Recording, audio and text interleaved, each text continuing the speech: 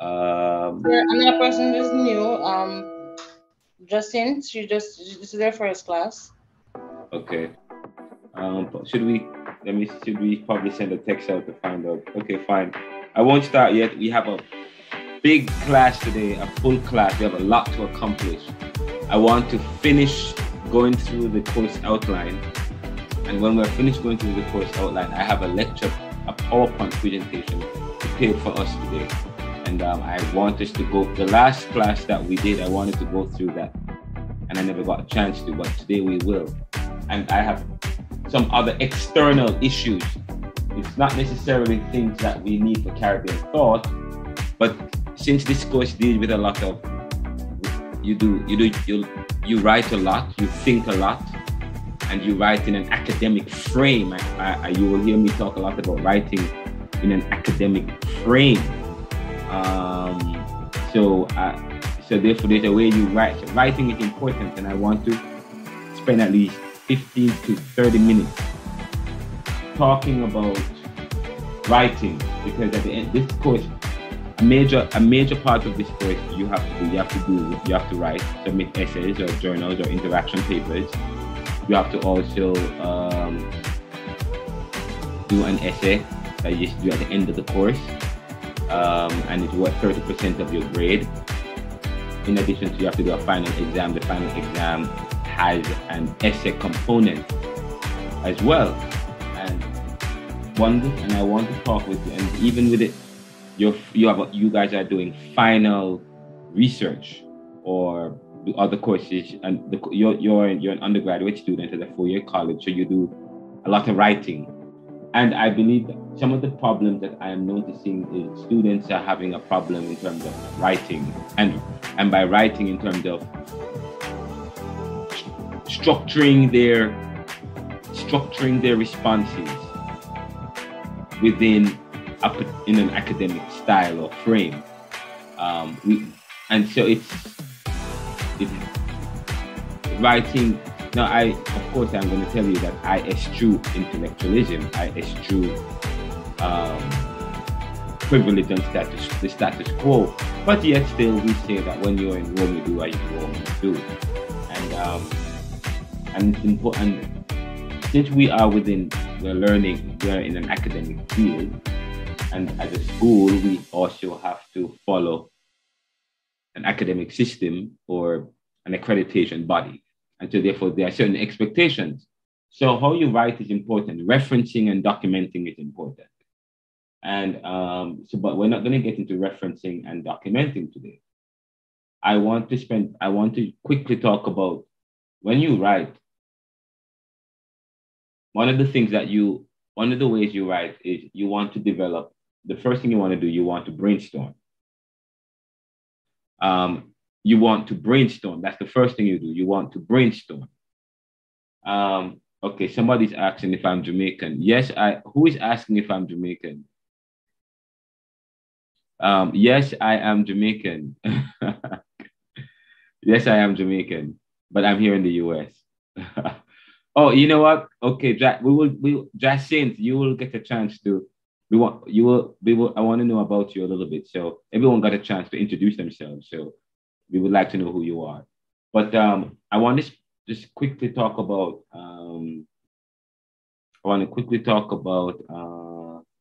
Developing an outline. I want to do that real quick with you guys. When you write, one of the things that there are the two most important things you do. You want to develop. Okay, part of writing, you also develop an epiphany.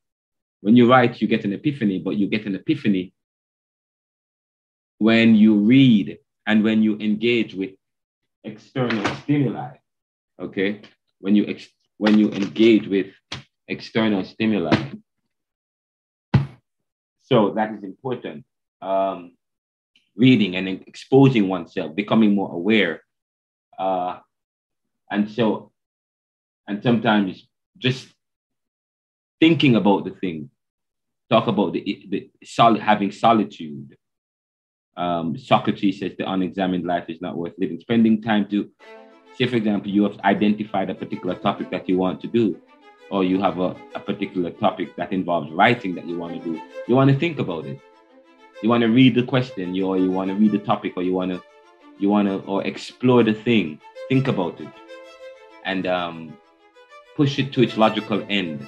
Play with it, with what you know, what you've heard of. Think.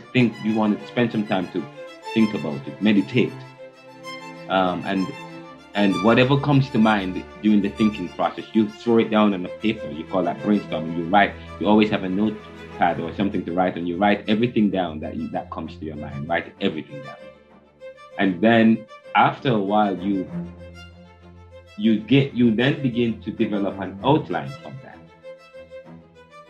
Okay, and also you want to do a URL search for materials or sources or information that speaks to some of the ideas that comes to your mind about what you want to do. Or you engage with family or friends, especially if it's a personal journal that involves doing a genealogical research or something that involves tracing your own roots. Okay, and we ask for sources when you think about your heritage, when you think about your roots.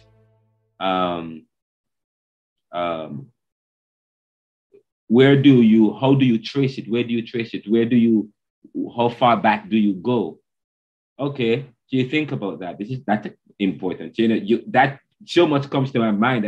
So I'm now thinking about the issue of, heritage, the issue of roots.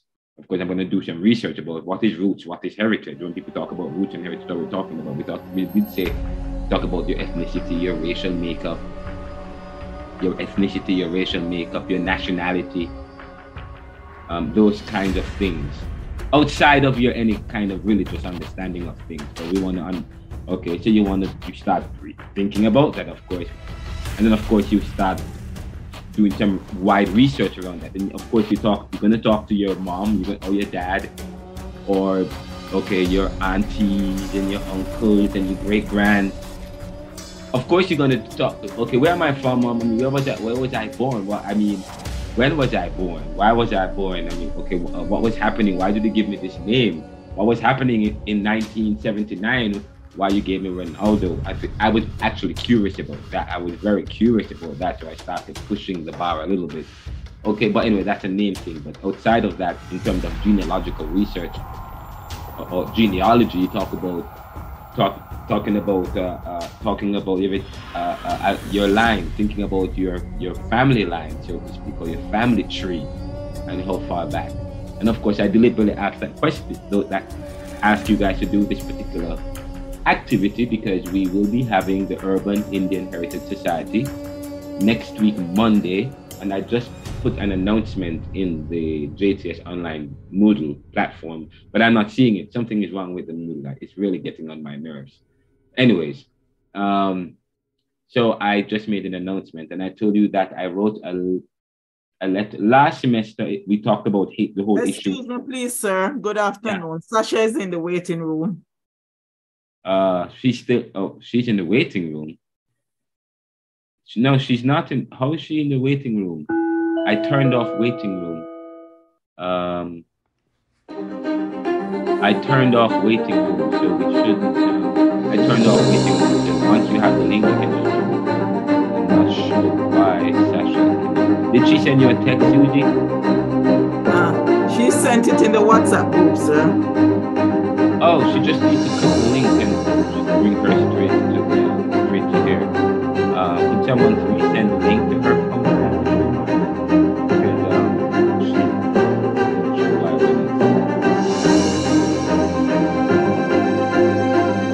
But I want to spend just a few minutes, not yet. I'm waiting for everybody to come to the platform to talk about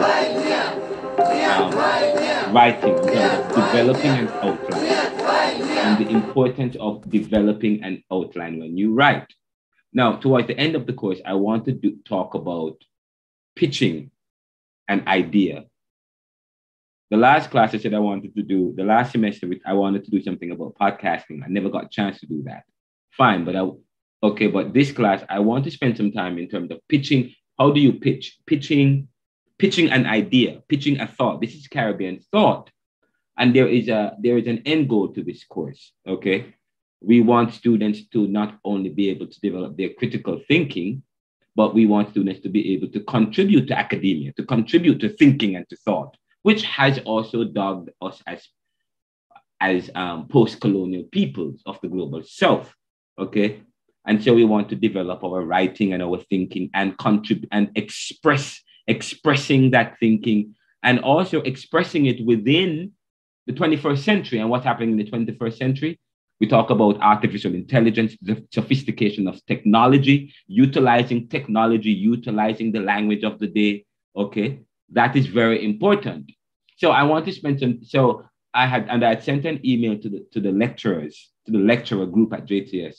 Well, anytime, whenever I get something, I'm going to share it about how do we pitching an idea. And I learned something very, very important, which I am incorporating in my own business, which I'm going to share with you. And that's not long and that's not difficult. It doesn't mean you don't have to have a podcast to do that. If we have time and you guys want to learn about creating a podcast, I can show you guys how to do that if we have time, but we may not have time. But what is very important that I want to zero in as external to this class, but very important to this class, is developing an outline. How do we develop an outline? When do you develop an outline? Okay. Tips on developing an outline. Examples of basic and generic outline. And why is an outline important? Important. Why is an outline important? And of course, I'm going to tell you that one of the things that I won't tell you that I won't talk about that yet. And I want to talk to you about there's a difference between informative writing and persuasive writing. Okay. Say, for example, if I ask you to trace your genealogy or trace your lineage, trace your ethnicity or trace your heritage, talking about your ethnicity and your roots, and as far back as you can go, and to provide source, okay? Now, that is not persuasive. That would be more informative. So you're not writing to persuade, you're really writing to inform. And of course, okay, and there's a difference between informative and persuasive. Now, if I say to you, write an essay or write a short essay or blog or comment or interaction paper, challenging what Franz Fanon has said, okay, or what Franz Fanon that has said in his Wretched of the Earth, okay, about the colonized man and the fact that he is a global creature. Sorry, he is a political creature in the most global sense of the term. Okay, is it true that the colonial man or the post-colonial person, man or woman, let me use inclusive language, persons, and we are part of that post-colonial milieu, okay, because we were once colonized and now we are now independent, and so we are now considered post-colonial or post-independent, and we will talk about that. We'll get into these terms: nationalism, socialism, democratic. We will define that, okay. But if I ask you to write a paper or to explore the ideas of Franz Fanon, which is couched in his book Wretched of the Earth, and in that book he makes the argument that the colonized or the post-independent formerly colonized man, okay, if he said that we are political creatures in the most global sense of the term, what is he saying? And challenge that narrative. Now you can develop your own topic as it speaking to challenging that narrative, but of course that will be persuasive. That will be persuasive, and there is a way that you write to persuade, okay? And your goal is to persuade the reader to agree with your opinion. And it involves a combination of facts, informative and personal point of view. It focuses on the benefits of your argument. It uses strong comparables and facts for both sides, okay? Informative essay advocates your reader to a particular type of information. It's a bit more journalistic. So I want to just briefly, and it won't be long. Now, outside of that, I think, we have 12 persons here, so that's great. Sorry, I'm getting notification. So there's a difference between informing and persuasive writing. And when you write, it is always good to think to meditate, and then to brainstorm. So and to develop an epiphany. From epiphany, you organize what you have thrown down on paper into an outline. An outline is important because it helps you. It constricts you. It helps you to behave, so to speak. It helps you to see your writing. It helps you to. It focuses you on your writing, because when you're writing at an academic level, you're making comparisons between variables, between X and Y. You always, when you write, you're using variables or components, and you make comparisons, a conclusion based on an interaction between two concepts and ideas. Okay. And that is important. And you want to develop that in your writing. And that helps to give you structure and format. Okay. So I want to spend at least 10 minutes or 15 minutes towards the end of the class getting into that. Now, okay. So that's what we will quickly delve into today. Now, welcome to Caribbean Thought, everyone. Some of you are just joining us. Welcome to the class. Last week we started getting into going over the syllabus. And let me ask, do you guys all have the syllabus? Do you all have the syllabus?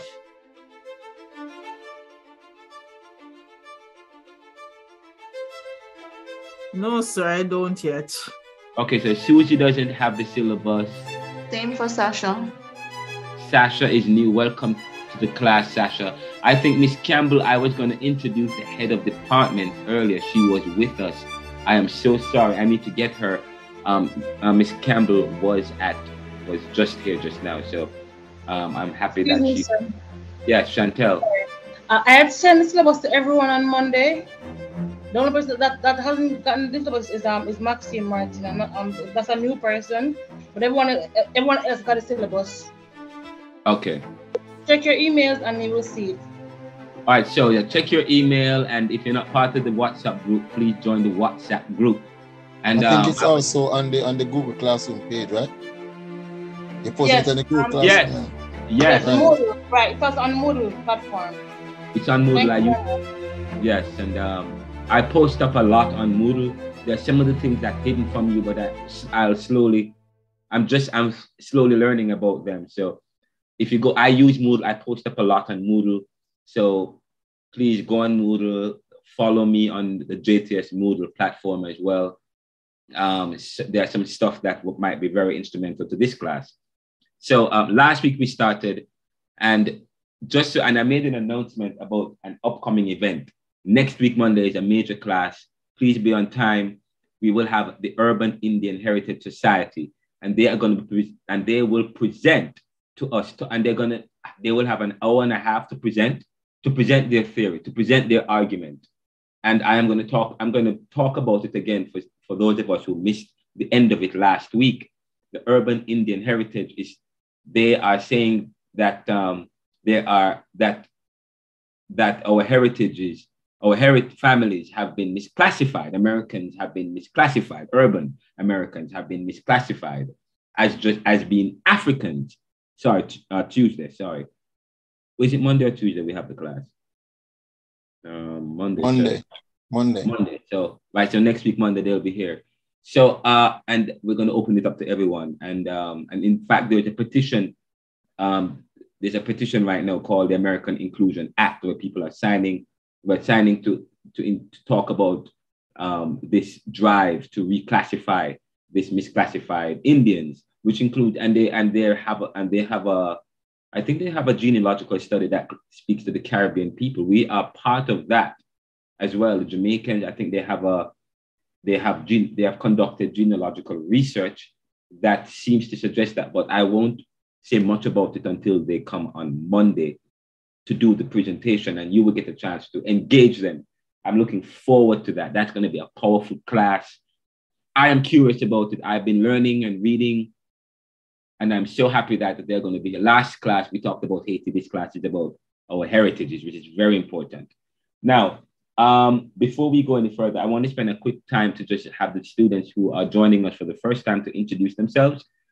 So guys, please, last week I had asked the question, but for this class, since you guys are joining us, I'm going to ask the question, you answer the question, and then you introduce yourself, your name, your what year are you, a little bit about yourself in terms of what is your major, why are you doing what your major, what do you hope to do with your major, what do you hope to get out of this class, and then okay, so that's what you will do. So, but first, this is the question, and it's open to everyone. By the way, when you come to the class, if there are hot button issues in the news or in the Jamaica Gleaner, the Jamaica Observer, something that you want to comment on, please, let's introduce it straight with the class, comment, okay?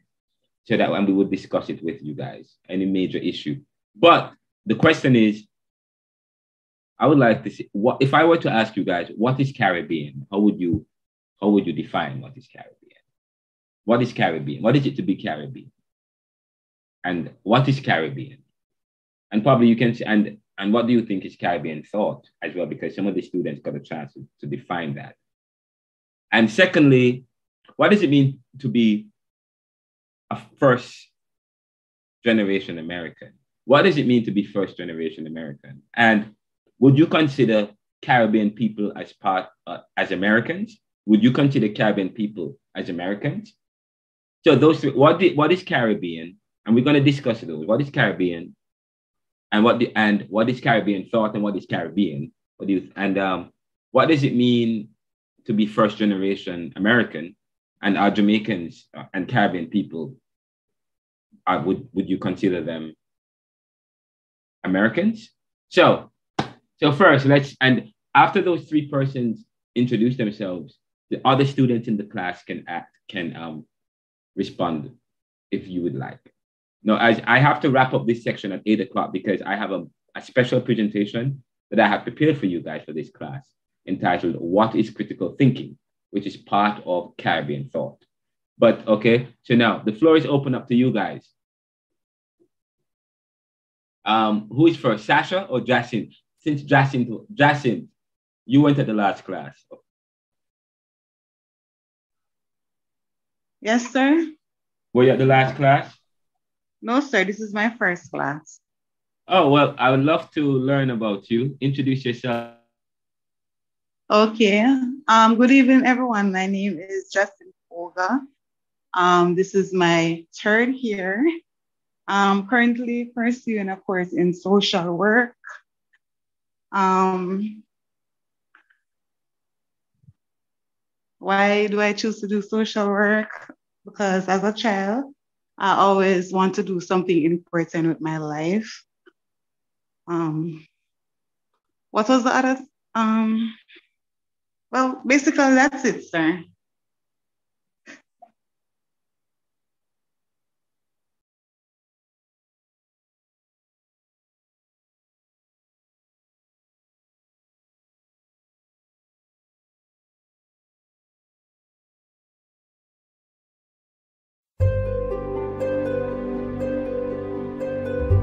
What do you mean by that?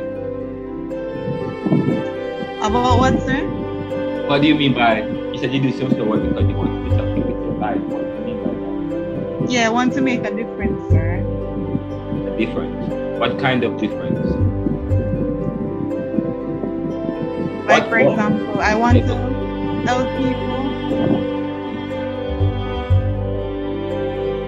How does social work help? What are some of the problems and challenges that's happening today? Why you think social work as a vocation or as an occupation can position and help you to achieve your goal of responding or helping people to resolve some of the issues that you see in society? Based on my experience as a child, sir, growing up in a home where I was abused, so that is one of the reasons. Using my experience, sir, I think I can help other people that go to the same thing as a child.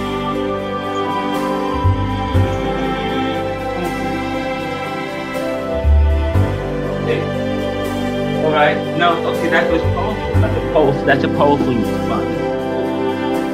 Thank you so much. So you want to be, so as you believe that social work will help you to respond to issues of abuse in families, in society, the kind of abuse. Okay, so that's good. And then, so what is social work? And how do you practice social work? What does social work look like in the Caribbean as against in other countries? What is unique about the social, about the society? And we talk about social work, we're talking about work in society, but it's not just work in society. It involves close connections to the ground. It's a deep engagement to communities, which makes up societies. People in community, working with people in community, in their realities, dealing with their realities, helping them to deal with the realities or the shortcomings. Now, of course, there are challenges in society, and I've oftentimes said that, say, for example, social welfare. We talk about welfare society. The Caribbean and many people in the global South, our societies, we say that those societies have dependencies. They suffer from lack, from vulnerability. Okay, we're not as competitive as others, and dependent capitalism or lack of prosperity, whatever the case might be, and so the issue is social. So there are some social because relative deprivation is a theory that says in societies, it's a Marxist. And of course, when you study society, and part of Caribbean thought is studying societies. So when you study societies, you want to ask in whose interest? How is the society made up? How is the society structured? How is it developed? How is it organized? What's the economic system, the political system, the philosophical system, the theological system? We're talking about schools, and the challenges of society. Social work helps to meet the challenges of society that stems from relative deprivation. Relative deprivation is a Marxist materialist ideology, Marxist, that says, and you find that many Caribbean peoples, have that kind of feminist or Marxist bent, and feminism stems, in a sense, comes out of this Marxist. You will hardly find any conservative feminist, just so you know, okay? Or capitalist feminist or a socialist feminist. Most of the feminists are capitalists. But Marxism talks about, there's a Marxist materialist. When you study, according to Marxist materialism, and they have a theory called relative deprivation that says, and I will talk, and later on in the course, I will show you a diagram that speaks to what we're talking about. In communities or in a society where you have a high amount of poverty and high amount of income inequality, and the book which is the main text for the course, which is Neoliberalism, Globalization, Income Inequality, Poverty, and Resistance, the book that I wrote, which is really a socioeconomic study of Jamaica, and the Caribbean, and also looking at income, using data to study income inequality and poverty, and how structural adjustment helps to create income inequality and poverty, dependency, and lack. Relative deprivation says that, so in societies where you have a high amount of poverty and income inequalities, you say, okay, when you look at the Jamaican society, when you look at the Caribbean, what's the poverty level? What are the poverty levels? Of course, compared to other countries, Jamaica would be considered a relatively poorer country compared to a post-industrial country, but we're not as poor as Haiti or Guyana, okay? But yet still, if I talk to you about what the Black position, in societies where you have high amount of Black people or people of color or people who are urban, okay, people who are black or people of color, where you have more brown people, then you find those that, especially in the Americas and in this part of the world, or in the world, basically, majority of these peoples we are either poorer than other peoples or other races, poorer, and in terms of, and there are high amount of income disparity, high amount of educational lack, of course, high amount of crime and violence, lack of or limited resources. And if you were to study Black countries, and then if you were to go to where you have where the majority of the population is Black, and then you come to a first world country or post-industrial country or countries of the global north, you find that majority of those countries have, where the majority is not Black, but you find that you have pockets of Black and brown colored people. And when you go into those, when you delve into the makeup of these communities where you find these people, that you find a similar situation in global South countries, or in countries where you have that were formerly colonized people who were formerly colonized, or people in the Caribbean. When you look at what's happening in the Caribbean, where you find the majority are people of color, or people who are brown, you find more browning. But you come to the US, you go to the UK, you go to France or Germany, or some of these post-industrial countries or wealthier countries or more developed countries. You find a different, except for Asia, you find a different situation. You find a situation where Black people are the poorest, wherever you are in the world. Why is that the case? Caribbean thought looks at that. We delve into that. Why is that the case? That we are the poorest in the world, wherever we are. Now, and relative deprivation says when you have high amount of crime and violence and income inequality, you find that those societies have more crime and violence. And of course, if you were to look at what happened in, say, for example, in the US or in the UK or wherever, you look at some communities, the Black communities are among the most violent. And in cities where you have people of the global, immigrants of the global South, or you have people of color or more brown, and you find a similar situation. But but how do you practice what you practice? What is the ideology behind your practice? How do you deal with the issue of lack? How do you deal with the issue of poverty, lack of resources? How do you deal with the issue of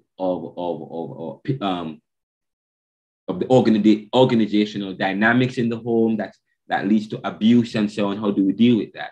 Of course, if you read Edith Clark and Rex Nettleford, they talk about illegitimacy within family systems, in certain family structures. We talk about that, okay? But I went off on a tangent, so sorry about that. Let's go to so thank you so much. But let me ask you a question, Justin. If I were to ask you, what is Caribbean? What is Caribbean? Your idea of Caribbean? I would say island. People from the islands. People from the islands. Yeah. Okay. People from, what is the Caribbean and what is the socioeconomic context of the Caribbean? People from the islands. But you know what? So you mean like people from Hawaii?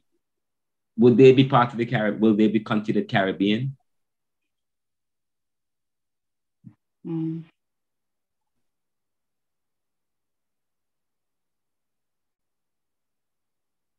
From Hawaii? No. That's a good question. Well, when we talk about Caribbean, you could be talking about geographically speaking. In other words, okay, or you could say technically speaking. Because when you ask about, if I ask you to define something, you might say, well, you can give me a technical definition within the industry. Or you can give me a lexical definition, one that's dictionary. Okay. Or you could give me a popular definition, okay, which is popular understanding. But of course, Hawaiians aren't considered Caribbean people. Okay, they're, I think, Pacific or Asian or something of the sort. Okay. However, some of the experience of Hawaii might be similar to that of Caribbean. Okay. But when we speak of Caribbean, though, we don't get as far as to Hawaii. But we'll talk about. Okay, next question. What about if I were to ask you, what is first generation American? What are we talking about? First generation American. When we talk about first generation American, what are we talking about?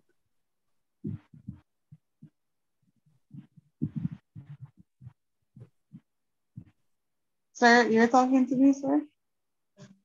Yes. Could you please repeat the question, please, sir? When we say first generation American, what are we talking about? The first world country like America.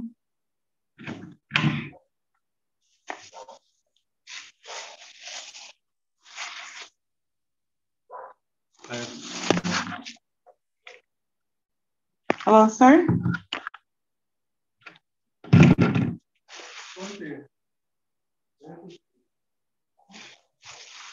Oh, the hotel.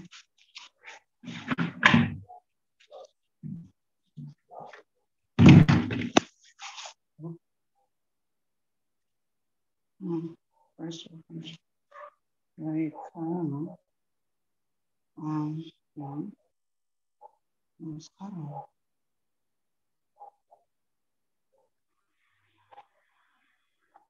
Sasha, sorry, you guys weren't hearing me. Sasha? Sir? Welcome to Caribbean Thought. That's my second class. But okay. For the question, I think it would first generation, the first to be born in America. That would be that's my opinion. But when you say first to be born, like, okay, fine, but what does that mean? It could be first to be born, could be. All right, like my grandma, my mother is an American, and then she gave birth to me, so I would be the first generation from her. Right, so if your mom left Jamaica or any country in the world and go to the US, and then has a child, that child will be considered first generation. We're talking about line, yes? Yeah. That will be first generation. And then the second generation will be the lineage that's from you will be first generation and your child will be second generation, so on and so forth. Okay. So but that shows connection. That shows rooting. Yes? Sir? Okay. Yes. Yes, sir. All right. The second question that I have for you is, when we say Caribbean, what are we talking about? How would you define Caribbean?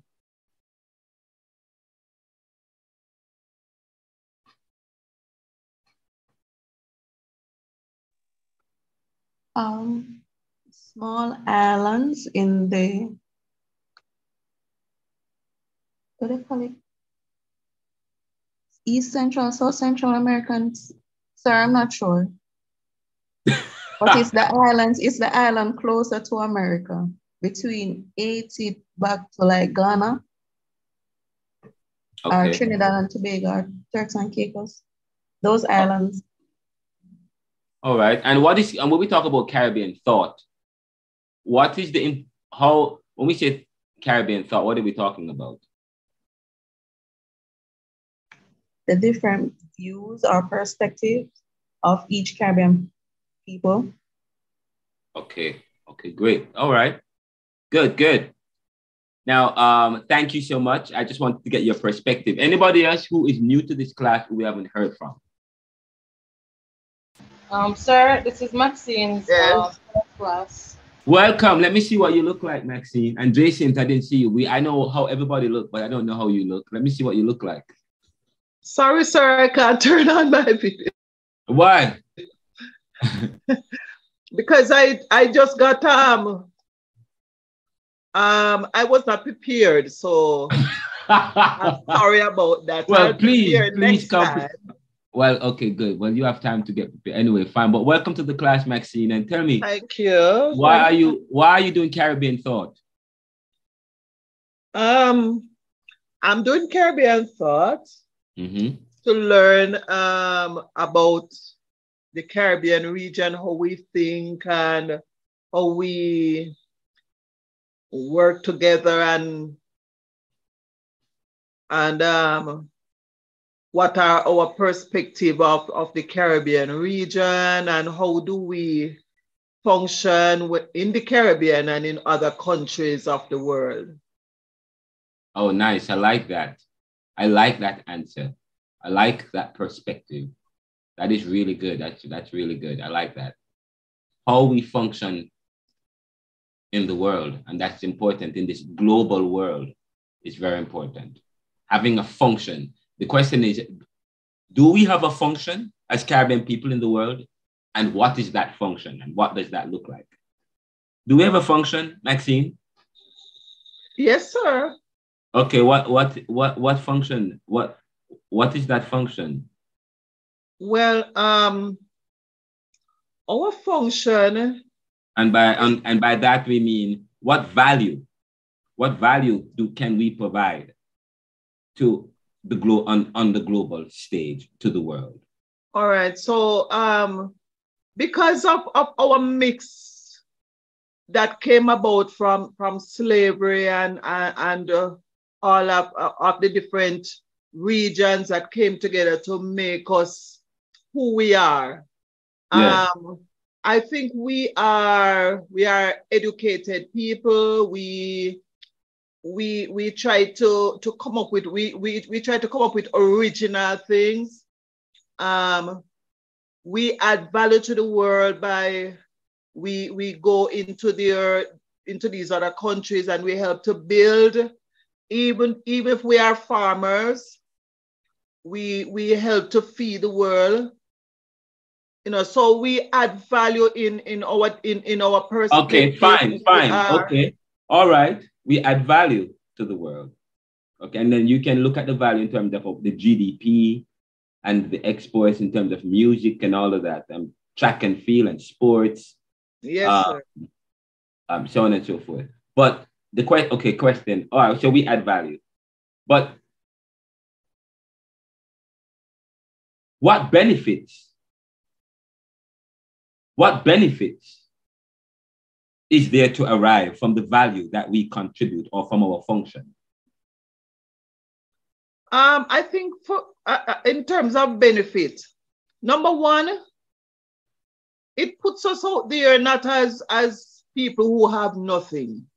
All right. So when we think of our athletes, when we think of our singers, when we think of our educators, you know, it puts us out there as people who have something to add to the world, to make the world a better place. So we can compete in the global marketplace, and not because perspective may be that we are like some underworld people in the cave.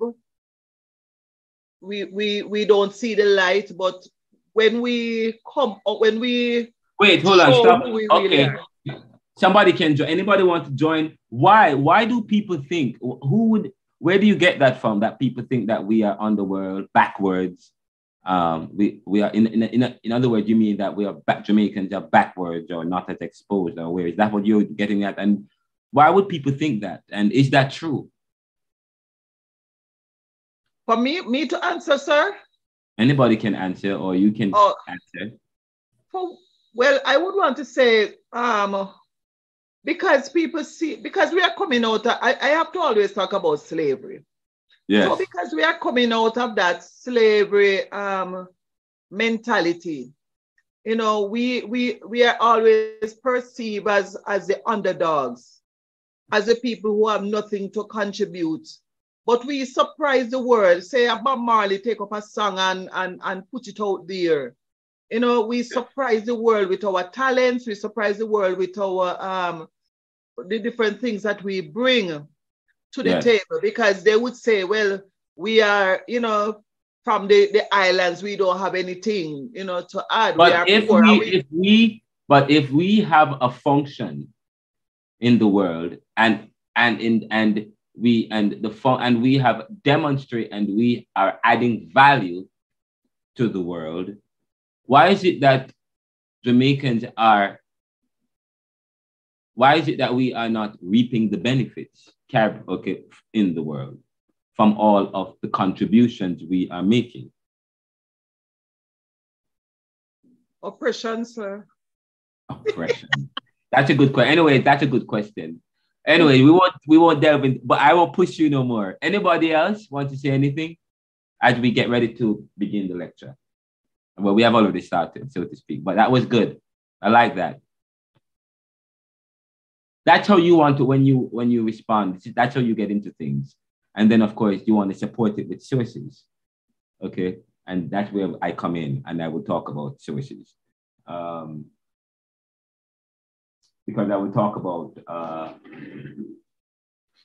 my good friend Ramesh Sarwan, who wrote the book, The Challenge of Structural Adjustment in the Commonwealth Caribbean. But I won't, should I go into it, where he says that the structural adjustment issue is not surprisingly one surrounded by intense controversy and emotion.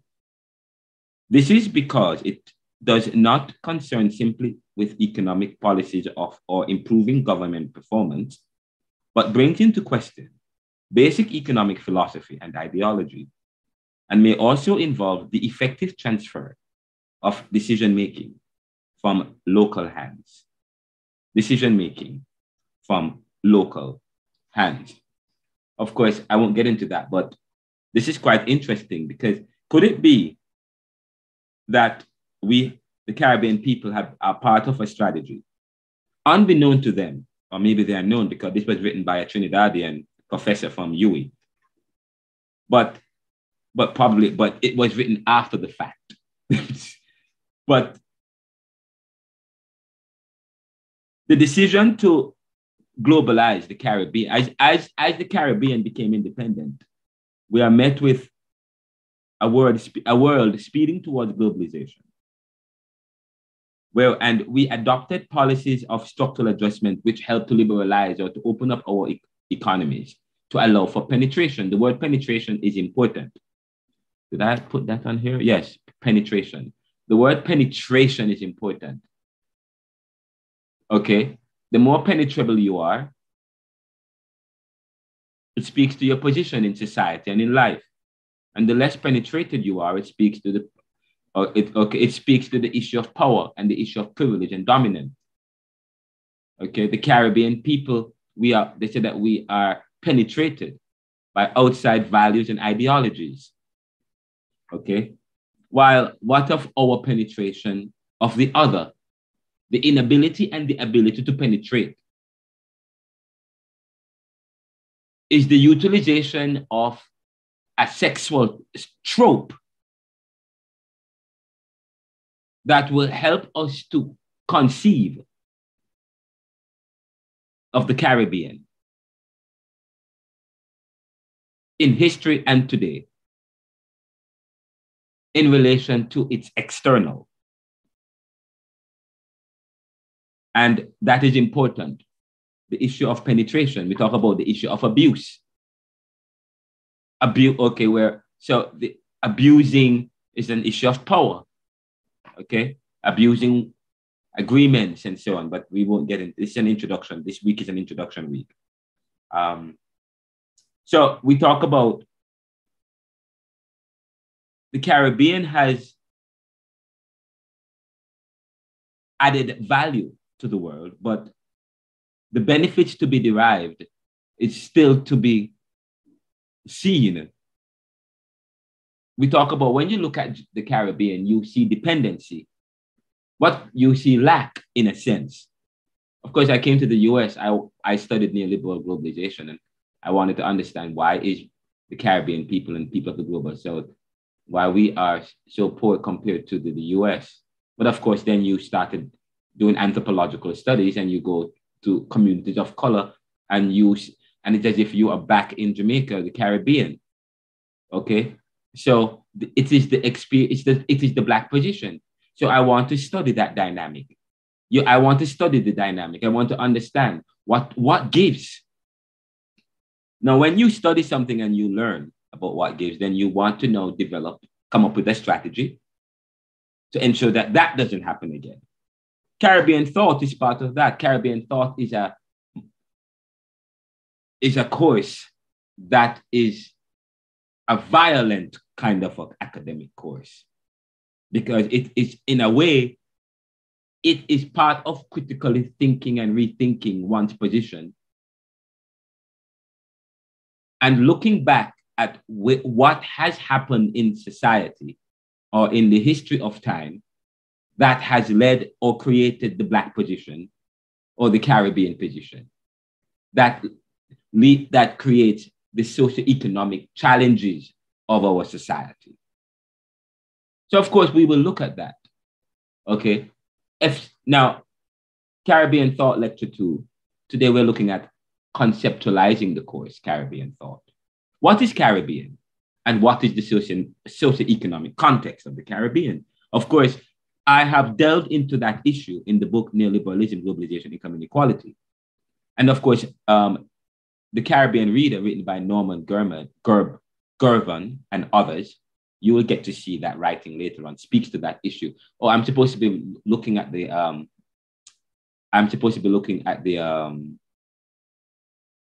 the syllabus, but we will get some time in. I will delve into that in a few. And by the way, you guys had a homework that you were supposed to email. I don't think we saw. I checked with Chantel. We haven't received any email from this asking you guys to trace your heritage. Okay, it's very important that you do this, especially for what we're doing next week, Monday. So the rationale of doing this homework is just to prepare us for what's happening next week, Monday. Okay, tracing your genealogical heritage. But what is the Caribbean and what is the socioeconomic context of the Caribbean? Of course, we don't want to make the mistake of generalizing and lumping Caribbean people in one. As much as we are of similar experiences, there is also a dynamic. Homi Bhabha, in the book Location of Culture, speaks to that. Okay. And also Franz Fanon and Paul Philcox and so on talks about being careful that we don't lump people into one as we promote this independent, this sovereignty, this self-determination. But what is the Caribbean is important. And it involves the Caribbean as a people. It is involved the Caribbean as a place. But that question also involved the Caribbean with its problems. Caribbean as a people, Caribbean as a place, Caribbean with its problems and challenges. And of course, we will now look at solutions of dealing with these. Now, if you were to, part of looking at the Caribbean, of course, you want to look at it in its geographically speaking. And of course, you talk about the English-speaking Caribbean. The English-speaking Caribbean and the West Indies have the experiences of slavery or the experiences of colonization might be a little bit slightly different. Okay, from if you were to go to St. Lucia, who changed hands with the Spanish, so with the French and then the English. And of course, Jamaica is Spanish and then the English. Okay, or you might go to another Suriname or Belize. And the dynamics and the peoples and places in Barbados, what happened is that you find a lot of mix between the plantocracy that remained after independence and after slavery was abolished. There was a nice intermingling, okay, between the plantocracy and the slaves that were there, as against what happened in Jamaica and Trinidad. A lot of them left. But in the Caribbean, if you were to look at the population, the racial makeup or the ethnic group in Trinidad, you find a 50-50 or 49-51 dynamic in terms of those of African ancestry as against those of Indian ancestry. Okay. So, but of course, in the Virgin Islands and Jamaica have a similar situation. We're talking about the dynamics, the demographics of the peoples there. So when you're studying something, you want to look at the demographics, you want to look at the society, you want to look at how the society was constructed in terms of politically and sociologically, and you will ask in whose interests and in whose benefits and so on. You ask those questions, and then of course you try to answer those questions by reading various sources that speaks to that. All right. So what is the Caribbean and what is the socioeconomic context? We won't necessarily delve into the socioeconomic context today. We'll do that next week, next week, Wednesday. But according to Norman Girman, it is the Caribbean is an invention of the 20th century. The Caribbean is an invention of the 20th century. That's bold. That's a bold statement. Is it an invention? Why would we say that it is an invention? We say that it is an invention because we will all agree. We would say that Christopher Columbus discovered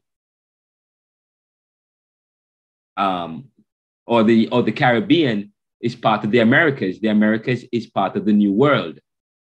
When we talk about the New World, that means it's part of the modern world.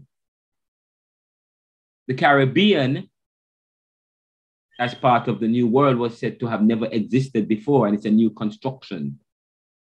And it's part of the Americas, and by that, the Americas, we know, was heavily colonized and dominated by Europe. So of course, the Caribbean in itself, which is part of the Americas, which is part of the New World, and just so you know, to say that it is part of the New World, it's dominant language. It's part of the white supremacist language, okay? Because there was a world before. There were people before Christopher Columbus discovered Jamaica and discovered the Americas and much of the Caribbean. There were peoples here: the Taino people, the Awawakan people, the Aztecs, so on and so forth. But of course, no credence is given to those people because of the issue of privilege. That, okay, if anything was not discovered, if it's not discovered or written by an Anglo-Saxon European man, then it never existed. So to say that, when we say of the New World, then it was, okay, the New World, the Americas, it was not part of the activity of the global world with slavery and so on. It was a newly constructed and created world. Yes, Ramesh. Sir, as it relates, as I was saying before, as it relates to Christopher Columbus discovering Jamaica or the Caribbean within that essence and naming this region the New World. Maybe one of the logical reasons they said it was new, maybe it is new to them, but not new to the people which were living within the Caribbean, as I said, as the Arawak Indians and those people. It was new to them, but not new to the people which were living and settling here before them. Yes, that is true. And language is very important. At first, when I said that, I was very skeptical of this when they said Christopher Columbus discovered. But then I said, wait, he did discover it. Within the eyes of the Anglo-Saxon, within the eyes of the white supremacist world, he did discover it. Because the American Indian was also seen as a group that was below the white race. Yes? All right? The American Indians were seen as very primitive compared to the Europeans. They were easily taken over and dominated. Okay? And so if it was a discovery, and of course I said to my last class, it was not a discovery, it was a capture. Okay, it was a capture. It was theft. Okay? But they used the word discovery so as to protect any levy or any attempt to recapture what was taken. So they used the word, or it could be, as Romain had said just now, of course, to them it's a discovery. And of course, nobody existed outside of them anyways. So to them, it's not just to them, it is all of them. And within the status quo was the white Anglo-Saxon supremacist society. We talk about Franz Fanon, talk about the Negro is not any more than the white man. He said that because we know that within the colonized world, the wretched, according to Franz Fanon in Wretched of the Earth, the colonized man of the global south or the colonial world, who are we? We are political creatures in every sense of the term. Okay, so of course, the Caribbean was said to be, in a sense, a new invention or a new discovery or a new world, part of the new world, part of the Americas. So, of course, we said that the Caribbean is an invention. The Caribbean that we have today, there's no denying it. We said that, okay, the Caribbean, much of the Caribbean got independence from their former masters through ceremonies that were arranged, but not through violence, as if all men aren't created free, as if we needed a paper to say that we were free and to say that we were independent. Nevertheless, that was what happened, okay? Freedoms and independence were arranged, and they were given by one man who is God, in a sense, because if one man can give another man independence and freedom, it would then suggest that you are creature and he is creator. It means that, in a sense, but that's an argument that you can challenge, okay? But so the Caribbean is an invention of the 20th century. The Caribbean came about, okay, it's an invention of the 20th century. Even its political system, the kind of political system we have in the Caribbean is what? If you go, most of the political system is a Westminster system or an American system or whatever the system. The system of governance was inherited. Okay, it comes from the inheritance of the former masters. So the Caribbean, we say, is an invention of the 20th century. Okay, and even its peoples. And I say that the Caribbean are people who are hybridized, and who are hybridized, people who are mixed, of a mixture. We will get into that, okay, in this course. So when you look at the Caribbean, we say that we talk about important themes, topics, and contributors. With the word immigration, when you want to study the Caribbean, one of the topics you might want to do is the issue of immigration could put it into perspective. The way in which people migrate, the way in which people travel, the way in which people of the global south travel as against the way the people of the global north. One of the ways you want to study a particular thing is to compare it with other things. So, okay, the Caribbean is part of the global south. Much of the Caribbean, or all of the Caribbean was dominated by the external, by Europe. Okay, much of the Caribbean. Now, if you look at people travel for opportunity, if you look at the immigration and what's happening in the world today with immigration, and by the way, immigration is a very important issue that we will deal with. We're not dealing with immigration now, we're just introducing the concept of immigration. We will deal with immigration later on in the topic, but immigration is a very important topic when you study Caribbean thought. When you look at how people travel, it puts it into perspective. Immigration policy in post-industrial countries towards people of the Caribbean is restrictive and draconian, as against immigration policy towards countries countries in Europe or wealthier countries, or people who are, or countries where you have a less concentration of Black and brown people. Okay, if you look at how people travel, it from the global south to the global north, it is more seen as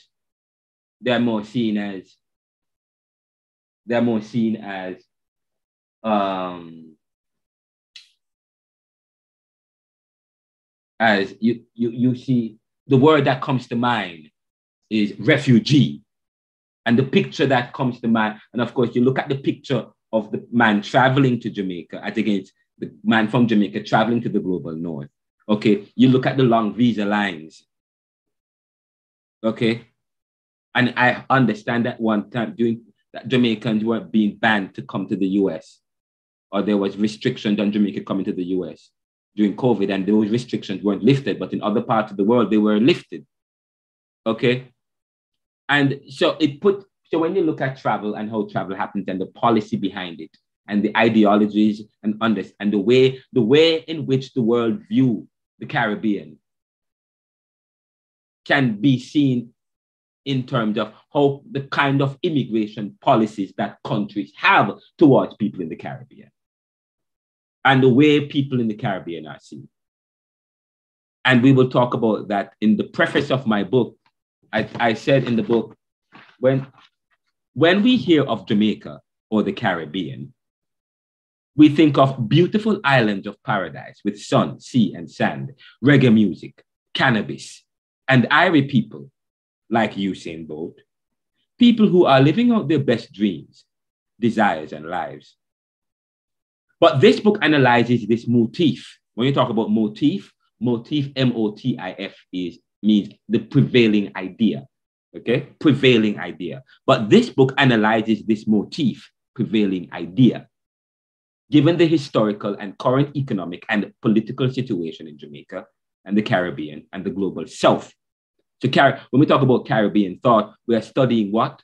We're studying historical and current and political situations.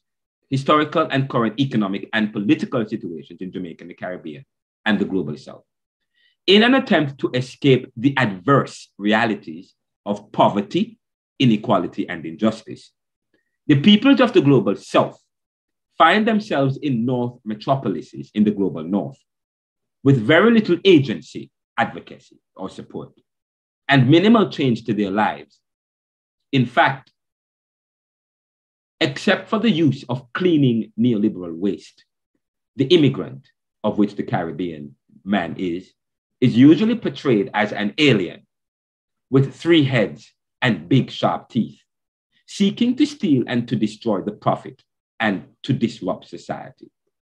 As such, we will discuss Black, Brown, and Pan-African struggles for economic prosperity, justice, and freedom, and consider efforts, abilities, or inabilities to chart their own futures since decolonization and realize real political independence and economic prosperity. Perhaps they are charting their own course by the few corrupt of the status quo who are benefiting from partnerships with the neoliberal regime of the Washington Consensus, advocates of the bureaucratic phenomenon, while the masses are left behind.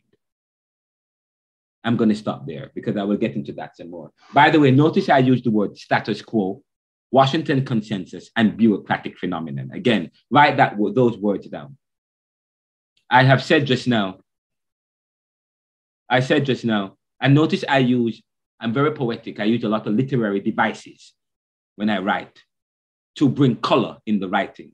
I said here, in fact, except for the use of cleaning neoliberal waste, the immigrant is usually portrayed as an alien with 3 heads and big sharp teeth, seeking to steal and to destroy the profit and to disrupt society. I'm using literary device, comparing the immigrant to an alien, to a monster.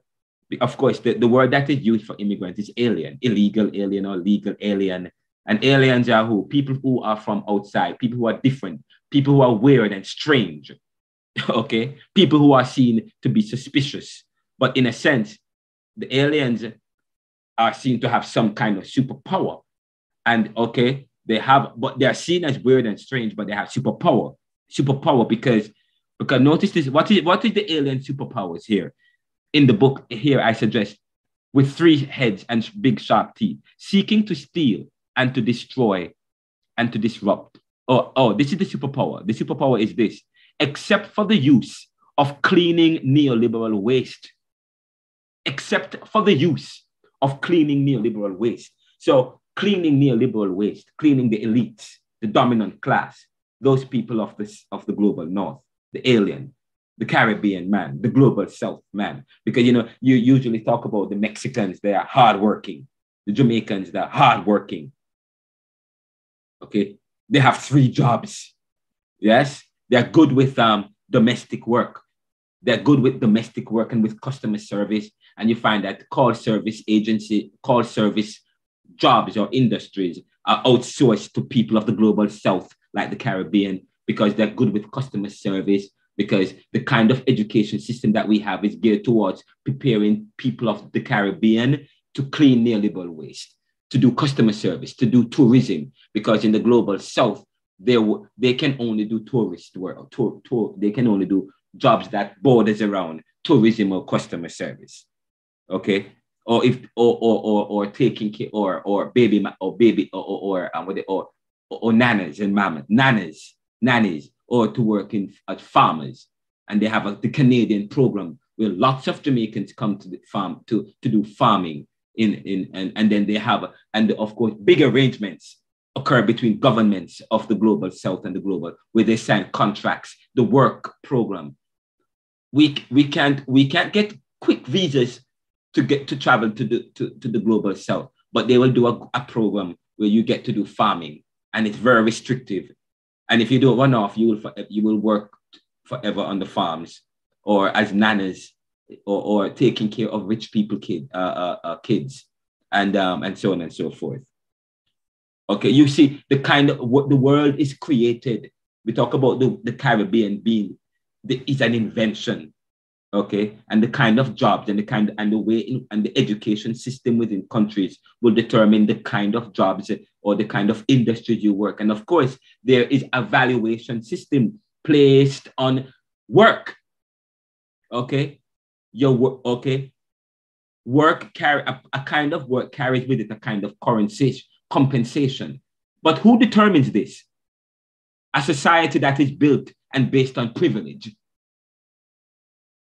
So that the Caribbean man and the global South man and the black man will forever be second place or third place, because the education system and the work that is prepared for him based on the education system, whether in the local or in the global, will keep his ability to earn above a certain. He will never earn above a certain above a certain level.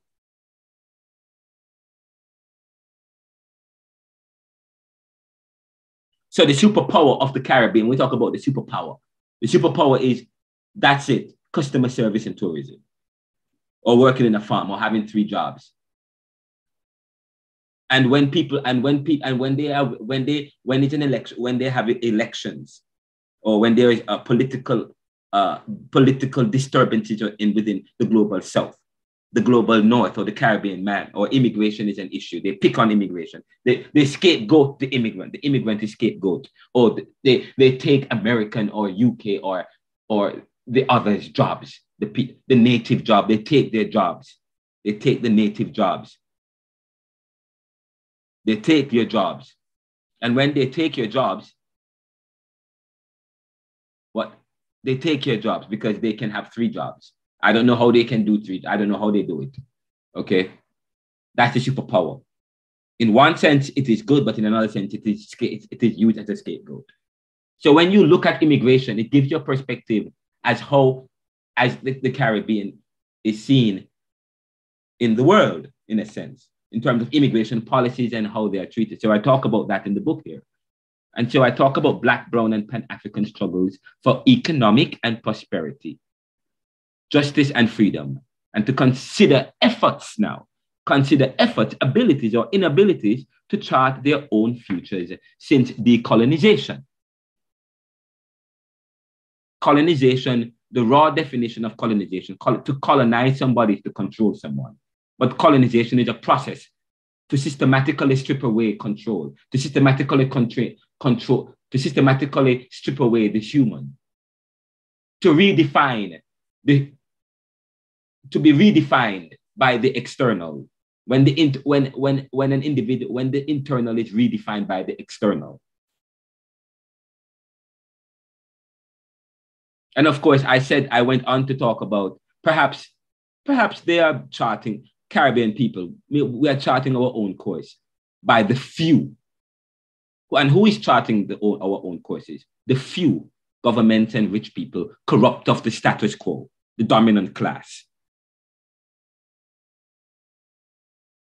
who are benefiting from partnerships with the neoliberal regime of the Washington Consensus, the neoliberal regime. Neoliberal means new liberal, liberal free, neoliberal regime. People of the people who are promoting liberalizing economies, breaking down barriers in order to allow for what? Penetration. Penetration is a powerful word.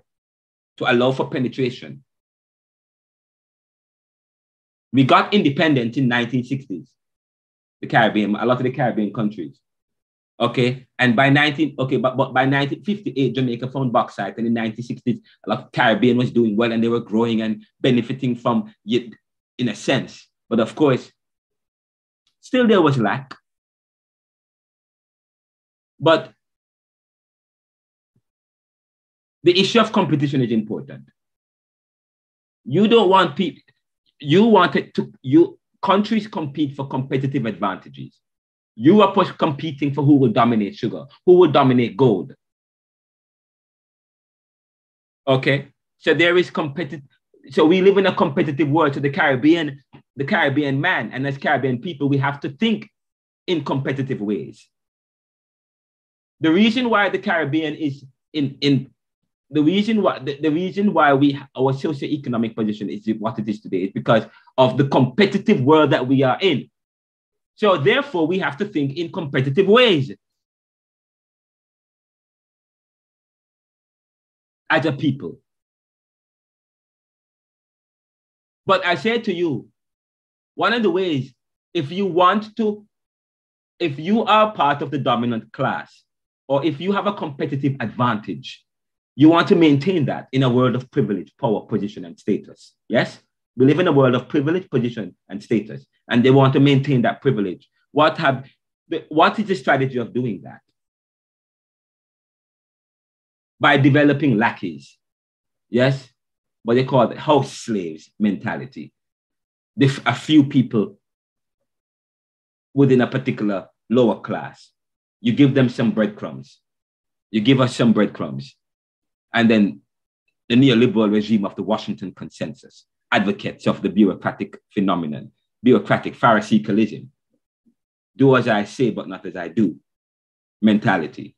You create NAFTA and World Trade Organization and to spur up free trade, but guess what? You can't subsidize your farmers, you can't subsidize, but yet they are in the back subsidizing their own farmers.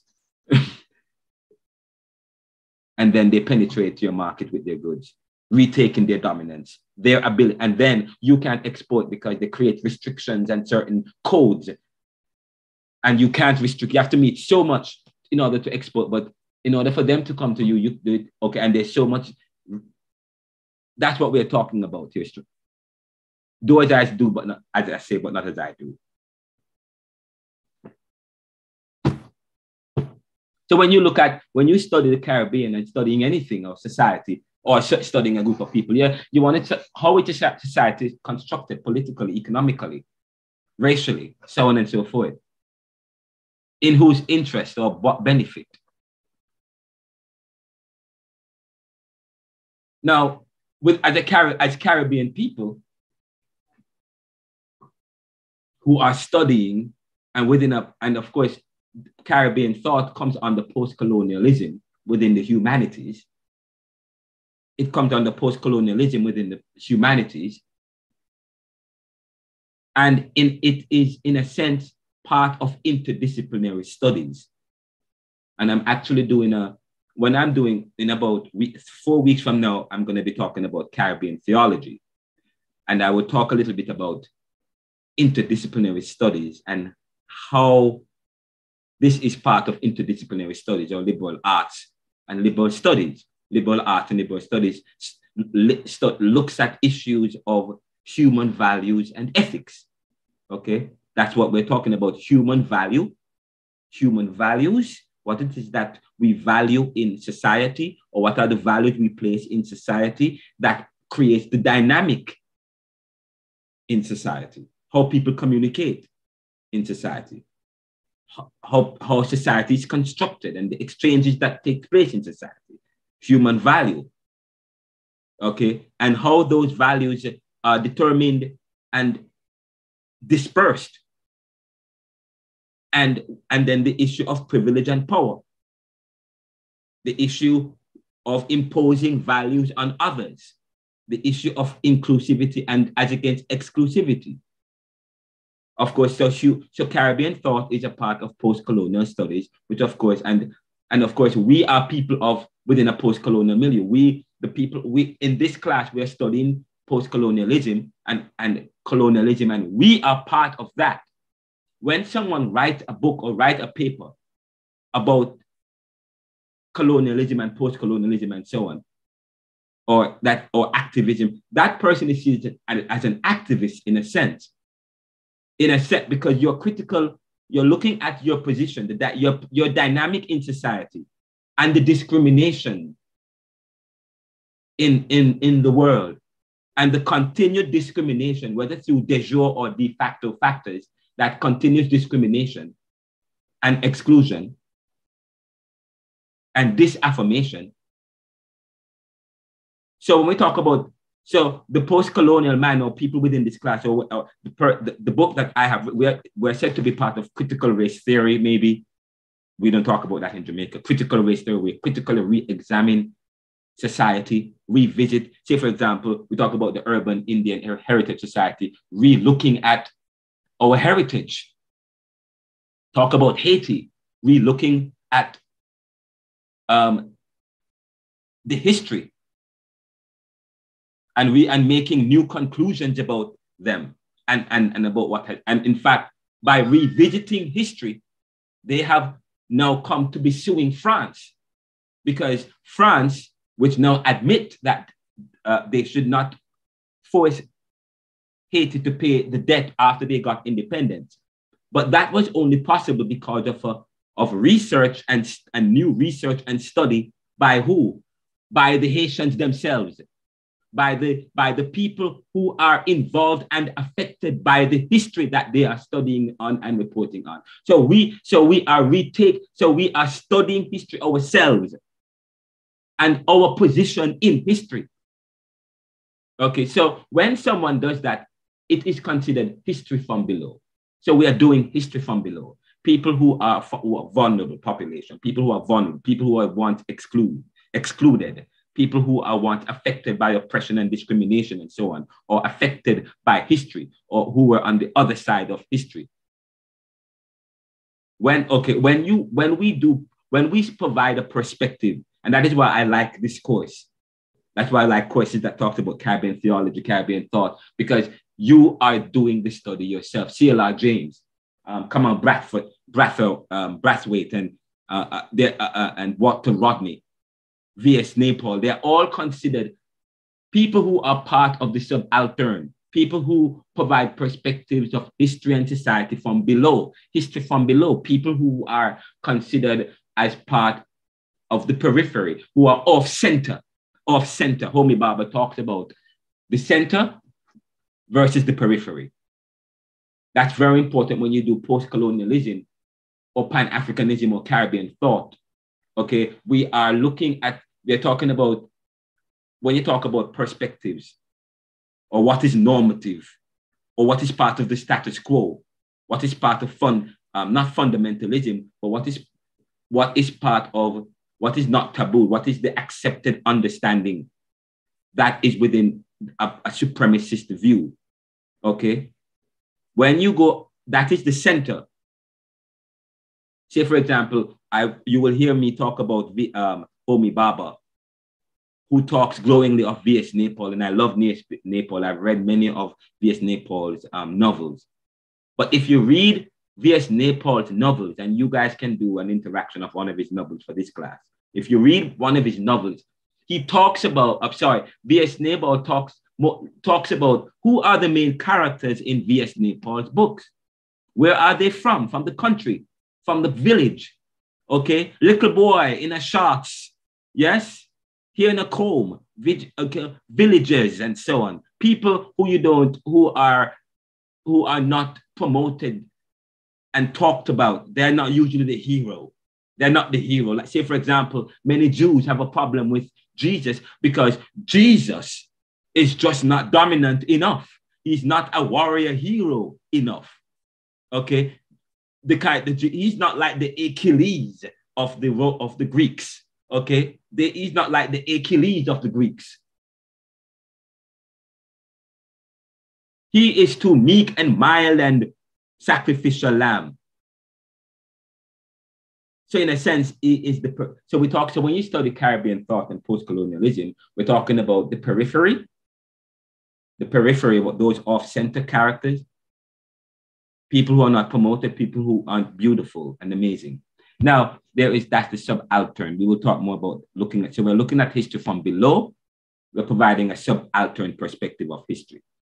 Now, there is also, now, let me see what time it is. 8:33. Okay, we're going to take a break in 2 minutes. Another important theme and topic that we have to consider is misclassified urban Indians.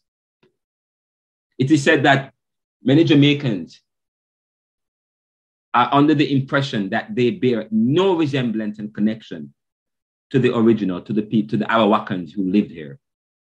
I think I spent some time, talking about this. And I just want to quickly refer, for those of us who did not have a chance, what do I do with this? I want to escape. There we go. Let me just, for those of us who did not get a chance to hear the full article, I wrote an article to the Gleaner, to the Jamaica Gleaner, and I deliberately wrote that Gleaner because I knew I had this class with you guys, and I wanted to do what I want you guys to do. So I'm going to do it first and then ask you guys to do it. Write an article to the Gleaner and have it published on an important topic, on any topic that speaks as a Caribbean person, that speaks the Caribbean perspective. So I wrote and did anybody hear did you guys hear the end of the last class where I was reading the letter to the Gleaner that's talking about the misclassification of urban Indians?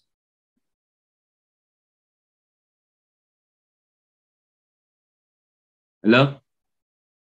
Yes, sir. Where did you guys all hear? Well, did you guys hear the end? I think I did it towards the end and I only saw 4 people in the class. But did you guys all read the article that I submitted to the Gleaner, or did you read it in the Neoliberal, or did you hear that? Did you hear when I presented it last week?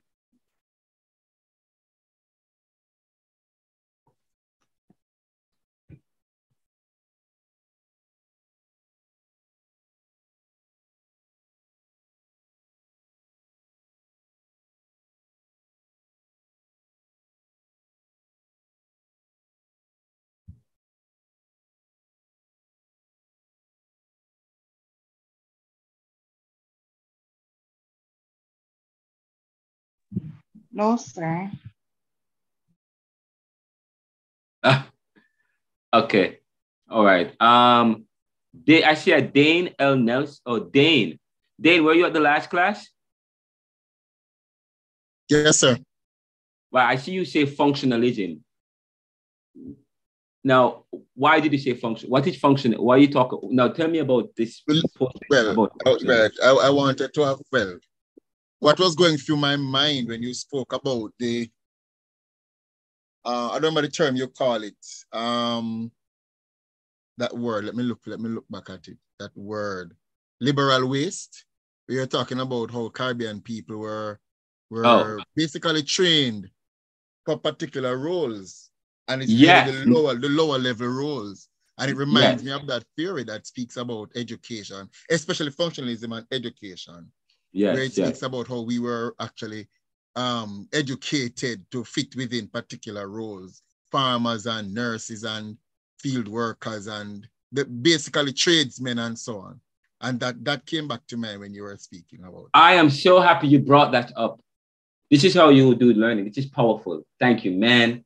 Amazing. And of course, if you read Harry Lambus, Emile Durkheim, and these people of the functionalist school, of course, they talk about looking at society, but the way how they looked at society was a heavy-handed way.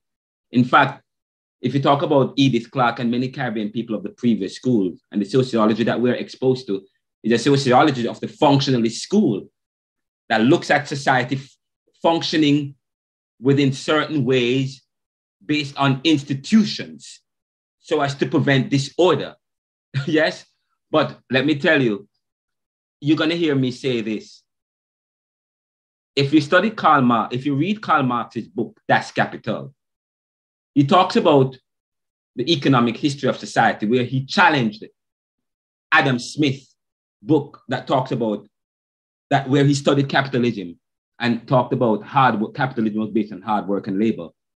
And of course, but the wealth, capitalism and the wealth of nations. But if you look at Das Kapital talked about the fact that the accumulation of capital didn't occur from hard work. One group or class of people went on the fields and through violence stole the other people's property. That's what happened in America. That's what happened in Africa. Okay, a theft. And then you know what really happened, and then you go around, and then they turn around and create laws and sweet society based on institution that functions, that as if you study functionalism within a certain way.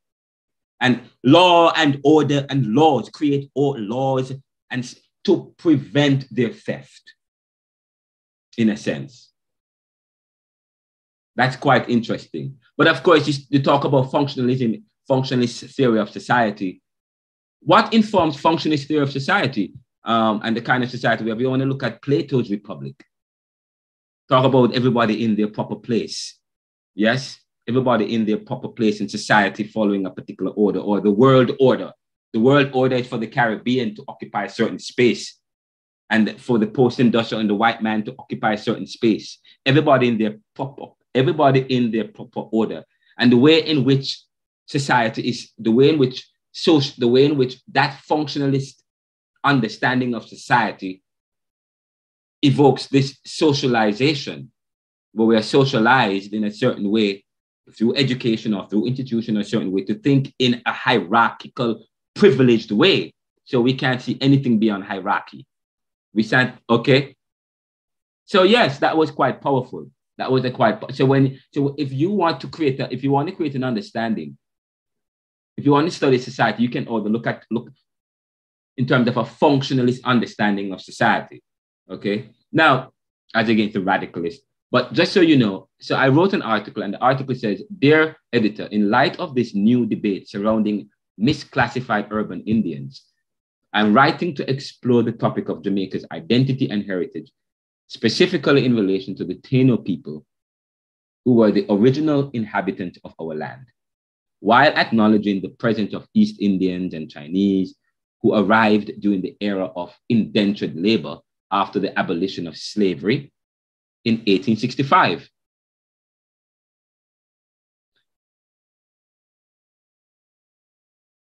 The majority of the population, comprising individuals with black or brown skin, is believed to have African ancestry, following the eradication of the Arawakan Indians by the Spanish. This sets Jamaica apart from other Spanish-occupied West Indian islands like Barbados, Trinidad and Tobago, Belize, and Suriname, which retained a small native Indian population despite the Spanish invasion. Do you guys understand do you guys understand that first paragraph?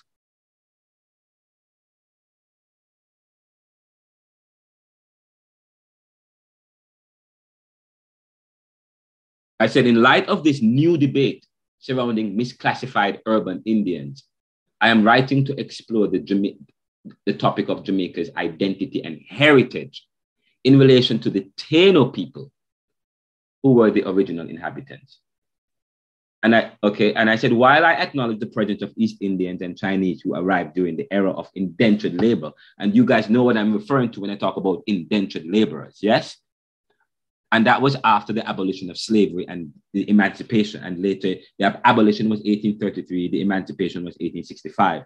The majority of the population, comprising individuals with black or brown, is believed to have African ancestry, following the eradication of Arawakan Indians. They say most of us are from Africa. Now, this sets Jamaica apart from other Spanish-occupied West Indians, because like Barbados and Trinidad and Tobago, Belize, Suriname, there was nothing in history that documents them not having a small group of Native American Indians that remained on their islands. But in Jamaica, there is no document of that or recording of that. And Haiti as well.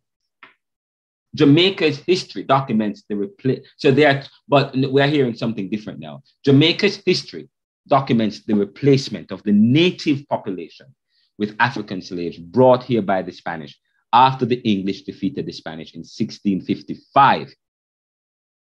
Jamaica became a significant port for the slave trade and for sugar plantation or exportation. However, there is limited information available regarding the slaves and individuals whom the Spanish had freed following their defeat.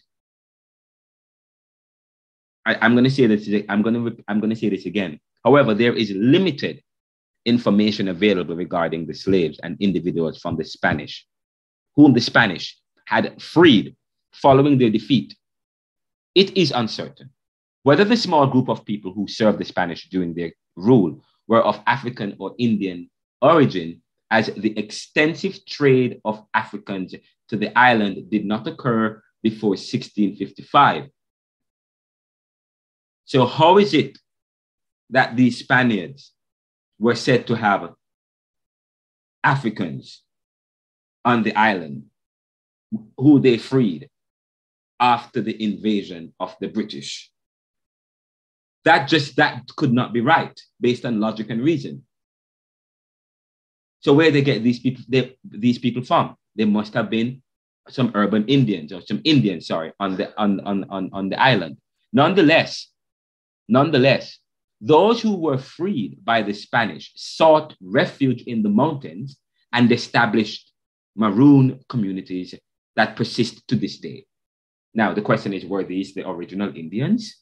Those who had the maroons, were they, have we misunderstood our history? Now, when we think about Jamaica's identity, let's put this into perspective. Jamaica's identity, we will all agree, extends beyond ethnicity. We are more than just ethnicity. We encompass a diverse range of people united as one. However, it is undeniable that the majority of our population has a predominant African heritage stemming from the era of the slave trade. However, the Urban Indian Heritage Society, the UIHS, an American organization, is currently challenging this native by presenting compelling research and data that suggests Jamaicans have a rich history connected to the native Indians of the island. That is revolutionary. We've never heard that before. They argue that genealogical research reveals an urban Indian root in Jamaica, providing an alternative perspective to our historical understanding. And by the way, they have a petition and it says, you have an Indian in your family. What is misclassification? Sign the petition for the misclassification of American Indians. When the Urban Indian Heritage Society has organized a petition around this called Remedy for the Misclassified People of North America. They are demanding for the American Indian Inclusion Act to address the mistreatment and erasure of the misclassified American Indians by the United States government. The petition demands reclassification of ethnic birthrights, the return of occupied American Indian lands, restitution, punitive damages, institutional reform. The UIHS lists several demands, including the creation of a genealogical committee to examine bloodline lineage, the establishment of an oversight committee for tribal membership appeals, and the recognition of the American Indian Political Party. The petition also calls for the removal of taxation on American Indian lands, the repeal of HR 4238 Special Reform Bill for Social Services and Education, and the implementation of American Indian Studies throughout educational institutions. Restitution measures are proposed as well, such as the creation of a trust for restitution funds and the reimbursement of educational fees. The petition demands public hearings and the formation of oversight committees to review and implement the American Indian Inclusion Act.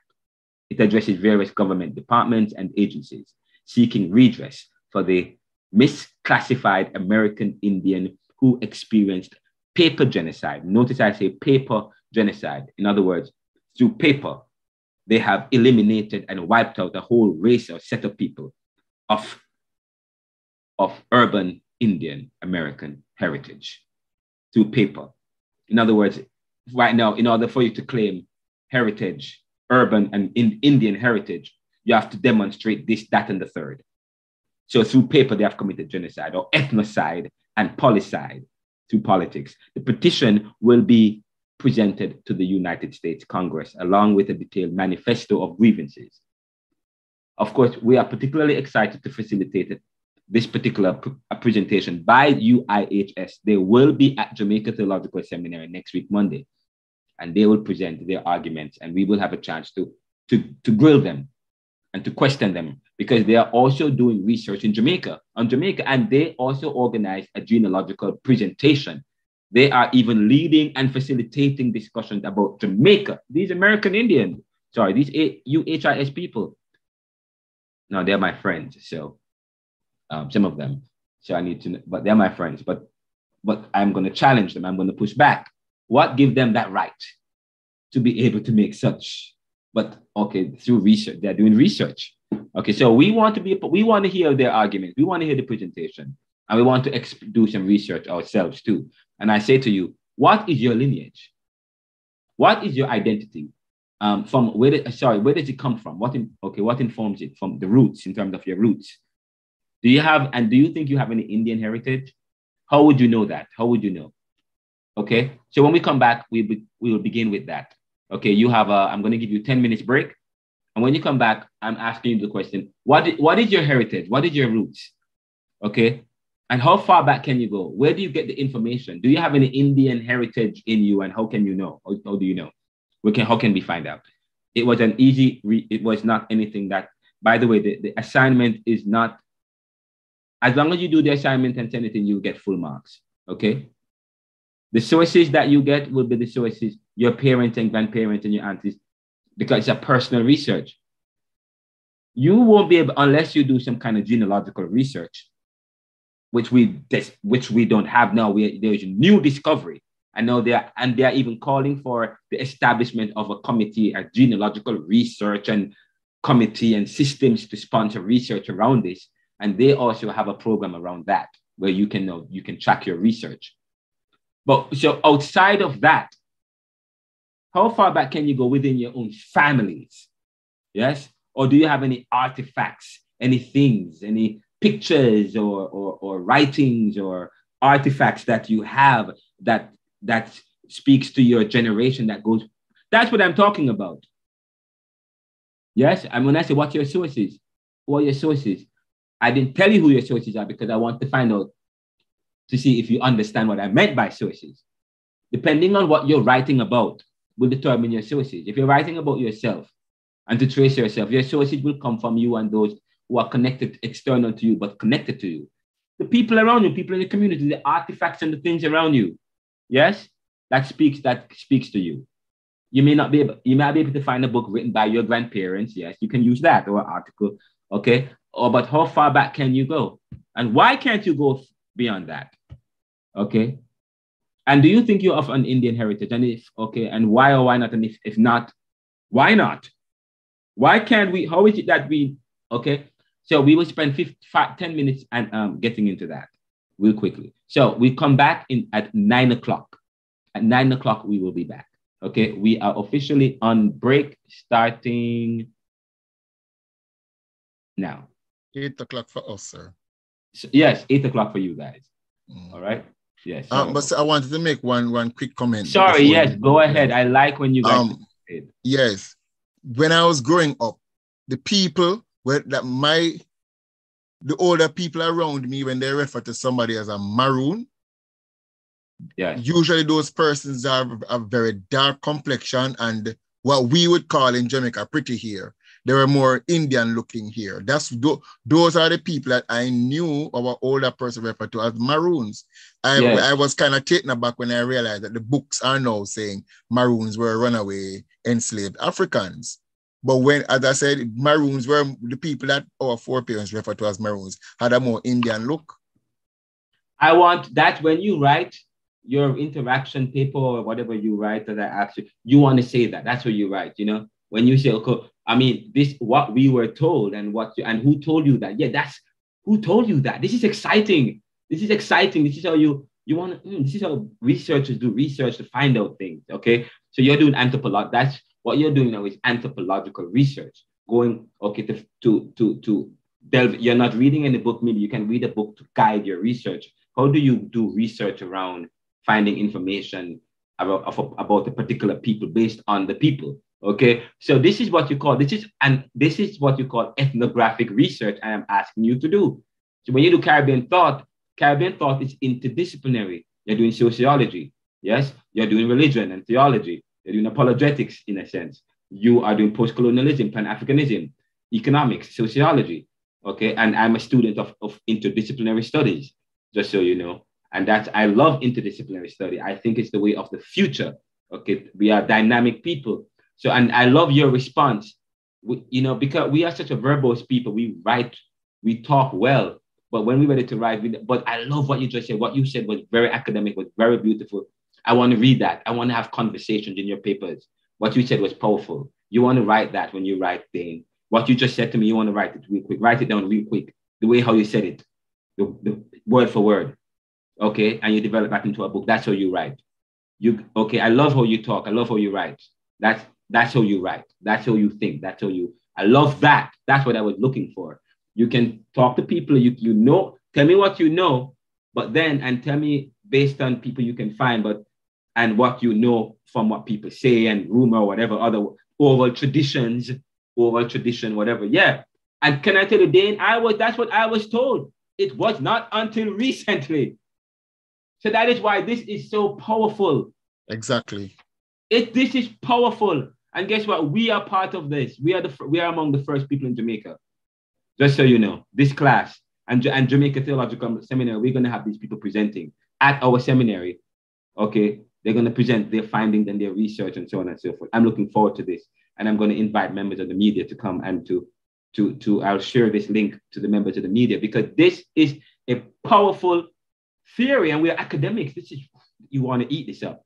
Okay, but we're gonna take a quick break. So, but that's what I thought. I thought that Dane, trust me. But no, we're being challenged. But we take a quick break. We come back at 9 o'clock.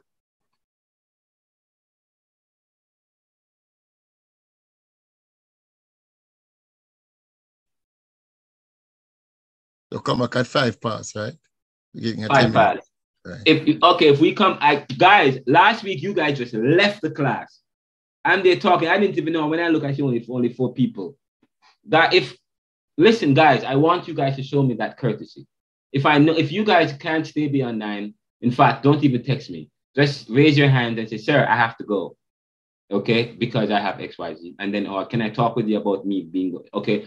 But I was talking and then people just disappeared and I only saw 4 or 6 people. Let me know that you have to leave the class. This class is going to go beyond 9 o'clock today. I need you guys to give me at least 15 minutes, okay, to wrap up the class, especially when we start late. We start 30 minutes after the class and you guys want to leave at 9. Come on now. Okay, I prepare a beautiful lecture. let me tell you, I delve into this. Okay, I delve into this to ensure you guys have a great experience. Please give me at least, it's 8:56 here in the US. Give me until 9:15 your time to wrap up. And if you have to go, please let me know. All right. This class, there is some PowerPoint presentation that I prepared, which I'm reading from. I want to finish at least 15 of the slides and then we can go. But I did it in a slide form. So I would like to present that on critical thinking, so we will take a break now. When we come back, we spend 10 minutes to answer the question quickly, and then I do the presentation on critical thinking. So let's come back at 9:10. We come back at 9:10.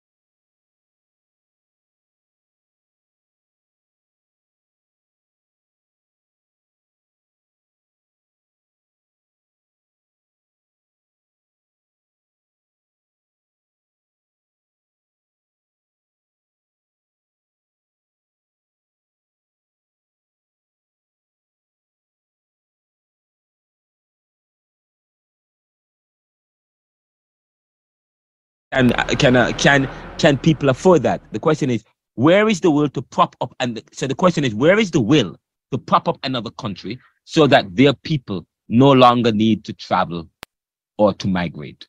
Where is the will to prop up another country so that that country people, the country, their people will no longer need to travel or migrate? For in effect, to do so, to make Jamaica like, say, a Singapore, whose people enjoy the benefits of high growth, export, and incomes, would then mean that Jamaica becomes a more viable and competitive economy, who will then become part of the competition. So then, this put any strategy to fix immigration by working with another country in perspective. Therefore, if Biden's strategy to fix immigration is to provide assistance to these countries whose poor peoples are coming to the US illegally, would mean creating another situation where such a country like Jamaica becomes too competitive. Unless the fix is to provide aid that continues dependency. Provide aid. Unless the fix, the solution, the resolve is to provide aid, which has always been the case, aid that continues dependency. Further, immigration had always followed a draconian policy. Notice I said this. Immigration had always followed a draconian policy based on race. So there is another side of this issue. Of course, when we talk about brain drain could be a disadvantage, a consequence of immigration. Brain drain. But it could be a problem or it could be a benefit. And I talk about that in the book Neoliberalism. And if you look at how brain drain has benefited countries of the global south, then you probably might want to think twice when you connect and link up brain drain with remittances and how remittances provide the GDP in many of the global south countries, and how an important factor that is when you think about GDP. There is, however, immigration, there's another side we have to think about.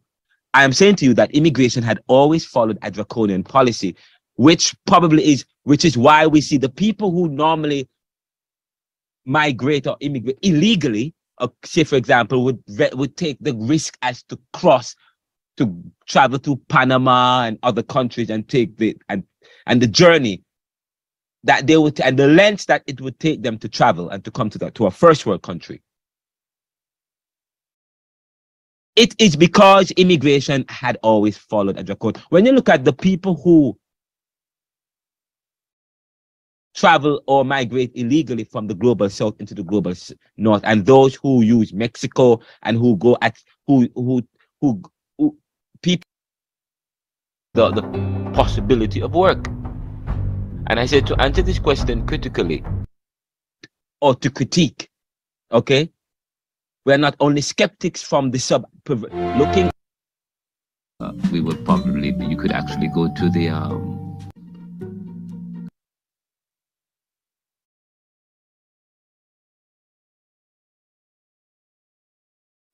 which helped to maintain, was never built to facilitate AI. Today,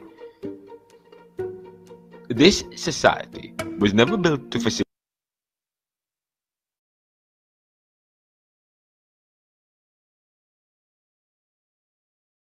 challenge. You could actually go to the to Twitter. This society was never built to facilitate AI. Since we moved away from the barter or exchange system to currency, which helped to maintain and extend privilege and power in the development of human civilization, the invention of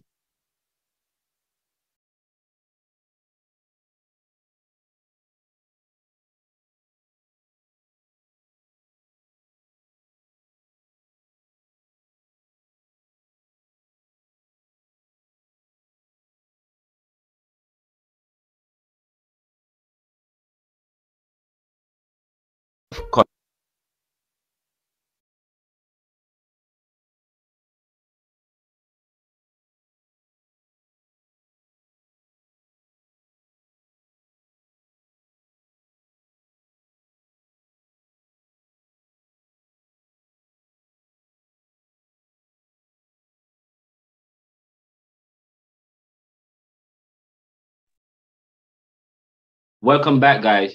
I was actually sharing a video and I realized that you guys didn't even get the beginning of the video. The mic was on mute and but I was able to play the other half of it. I will share that. That is I have some lectures that I have done that I posted up. So you guys can go to the podcast or to the YouTube videos and see some past lectures. Excuse me. That was a lecture that I did last month. I think the last Caribbean Thought class. That was a lecture that I did. And I'm gonna share it with you for one of the classes coming up. You can go on there and listen to it. It's Caribbean Thought 13. It's available. You can go to theneoliberal.com and go to anchor.fm, and there are different ways you can listen to it, but you might find it quite powerful and interesting.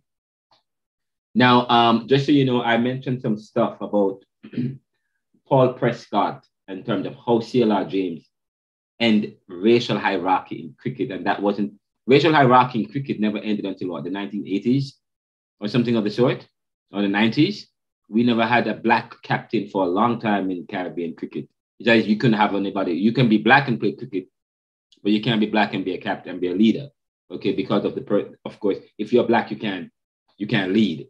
Okay, but there is an article which I will share with this class that speaks to how C.L.R. James helped to end the racial hierarchy in cricket. And there's some other articles that I will share from Jacobin for you. I also want to touch on the issue of artificial intelligence. What does that mean for the Caribbean and the world? And as I said, as Caribbean thinkers and within Caribbean thought, we're not just talking about Caribbean issues and our place in the world. But yes, if we are talking about our place in the world is not just only to receive. We're not just thermometers. We're thermostats. Okay, we are also people who contribute to thinking and to academic and to thought, to academia and to thought.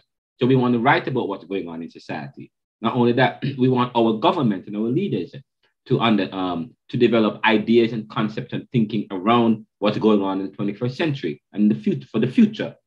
So I want to talk about artificial intelligence. What does that mean for the Caribbean man?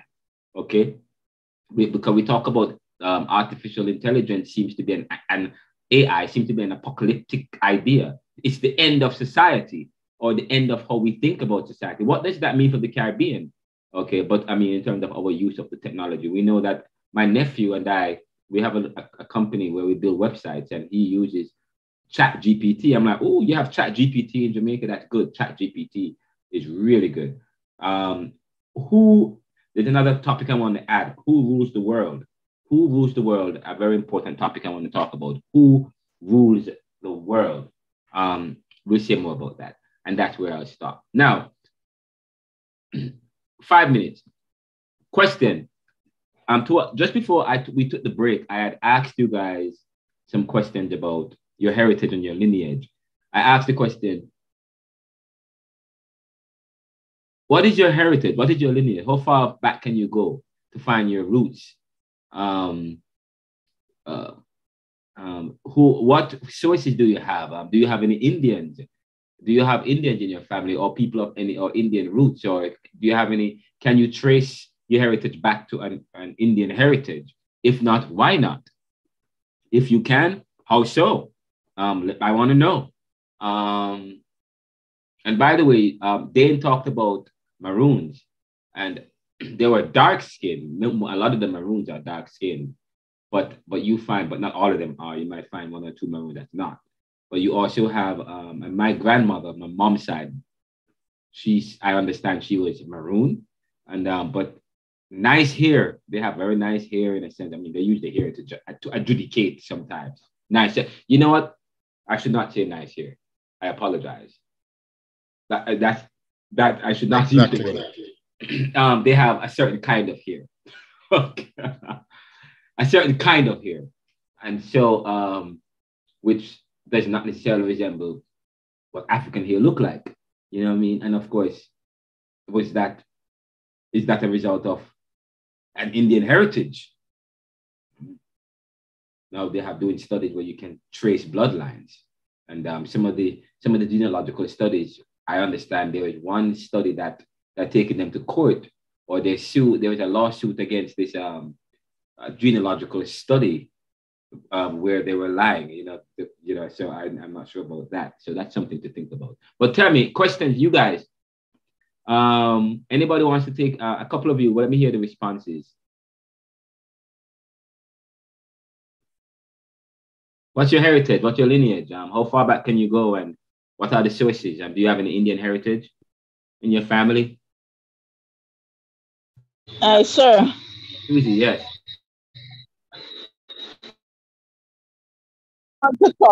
Sir, you hear me, sir? Loud and clear.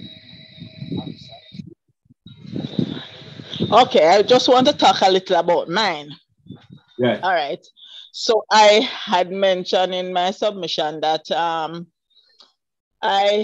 my pattern, I'm starting from my grandparents. Well, for my paternal grandparents, then I don't know them because sorry, my father is from Clarendon. He and two other brothers migrated to St. Thomas and settled and started their families here. But we have no known history of them. All right. But for my mother's father is from the lineage of slave masters. I was told that my grandfather's mother, an in-house slave, and she had 3 children for the slave master. So my grandfather is half white then. Wow. And he has like about 5, 6 children, and the 2 of them had inherited that, while the other 4 got nice ear, or let me not say nice ear from those people. You understand? But only 2. Sorry, Susie. Let us see. They want to see you, Susie. Oh, everybody knows Susie. So everybody knows Susie. Let's see your face. Only you want to know me. No, everybody don't know you. Some people don't know. Let's see your face. So I don't know for them people. Let me tell you that. Okay. All right. Yeah, man. So as I said, from my grandfather's 6 children, 2 of them they inherited the white skin and the kind of hair, but the rest they are dark skin because my grandmother is dark skin. Yes. All right. But you know what I see happening, sir? Tell me, what did you discover? I have cousins who got their children with black men, and guess what? The children are hazel eyes and just milk. Okay. So they actually got that from way back there. I don't know how comes, but mother and father are dark, and they got my grandfather's complexion and eye color as well. Okay, when they talk about bloodline as against skin complexion, when you do genealogical research, you go beyond the bloodline, you go beyond the skin and start because you have recessive genes, and you have dominant genes, and the way how they recessive as against the dominant genes work is quite interesting because you can have the first to the third child look like the dad, and then the 4th child look like another generation. Okay, because the recessive gene may not show up, but for some reason, one child, you may have the recessive gene might show up in the 4th child or in the next generation, whatever. Yes, go ahead. All right, so you see my cousin now who has these children, one of my cousins who has these children, she's dark-skinned, but her eyes are the hazel eyes of my grandfather. And her children now, they have the milk skin and the eyes as well to match my grandfather. And as I said, have you done a trace of that family of that? Well, that is the thing, sir. Listen here. those 3 children that my great-grandmother had for that slave master, they are named Louise. But I don't know for sure that that man was Louis. Maybe he just gave them a name. Now, let me ask you a question. Okay, so do you know how did that house slave, that your great relative, how did that was a house slave, or yes, she was. How do you know that? Because remember now, my grandfather actually grew up in that house as well as children. He and his brother and his sister, they actually grew up there in the house as well. Okay, good. Quite interesting, quite powerful. Do you think you have any Indian heritage in your family? Oh, not that I know of. Not that I know of. So what you know is that you definitely have African heritage and some plantocracy. But you know something, sir, I think, when I have my next children, they might get some of that complexion here as well. I'm just waiting until after graduation to see how it works out. Okay. All right. And please it should be good to do a family tree to trace that to protect your heritage. Thank you for sharing. Anybody else? Yes, sir. Sasha, I see you wanted to talk earlier. Sarah was just troubling Susie, telling her Dane wanted to see her pretty ear. Oh, okay, that's good. For me, all right, Sasha. Yes, you're on the floor, Sasha. Tell me about your heritage. Sir, the information is hard to get because from what I'm hearing from my aunts, my died.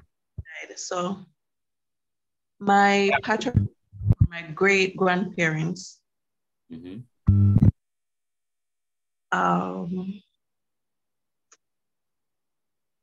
From the little that I heard, my great grandmother, she was not a Jamaican. She was from Cuba, but she never speak the language around the kids, or if she's going to speak it, she normally dismiss them from around her. And that's it. They're not giving me much info. Well, okay, so she was from Cuba. Do you know what kind of race or ethnicity? Was she an African in Cuba, or what is her heritage in Cuba? She's dark complexion, light hair, light curly hair. So she's not from Jamaica at all. She's from Cuba. I noticed there was a lot of travel between Jamaica and Cuba. My great grandfather was born in Cuba, McKenzie. And I think some of the Thomases are related to the McKenzies. But my great grandfather was born in Cuba, but I heard that he's from Scotland.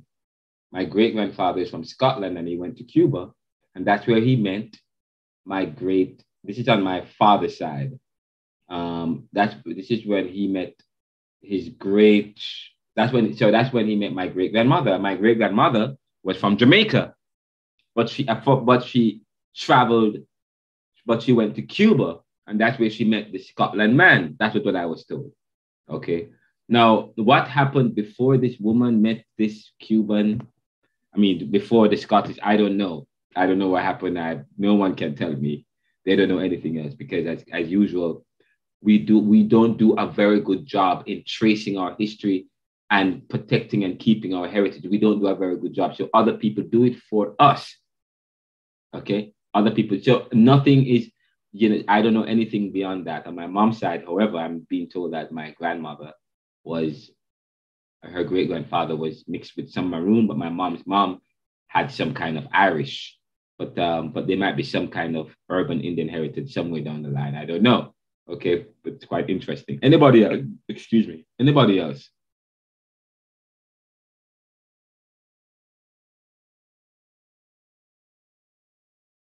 No one? That's it? Okay. You guys, I'll read your papers I'll read the papers that you submit. Now, we're going to wrap up class with 15 minutes of this presentation, 5 minutes, and then we'll just quickly go over the last part, the expectations for class towards the end. But I want to share, I'm going to share with you, I'm going to finish sharing the presentation for today.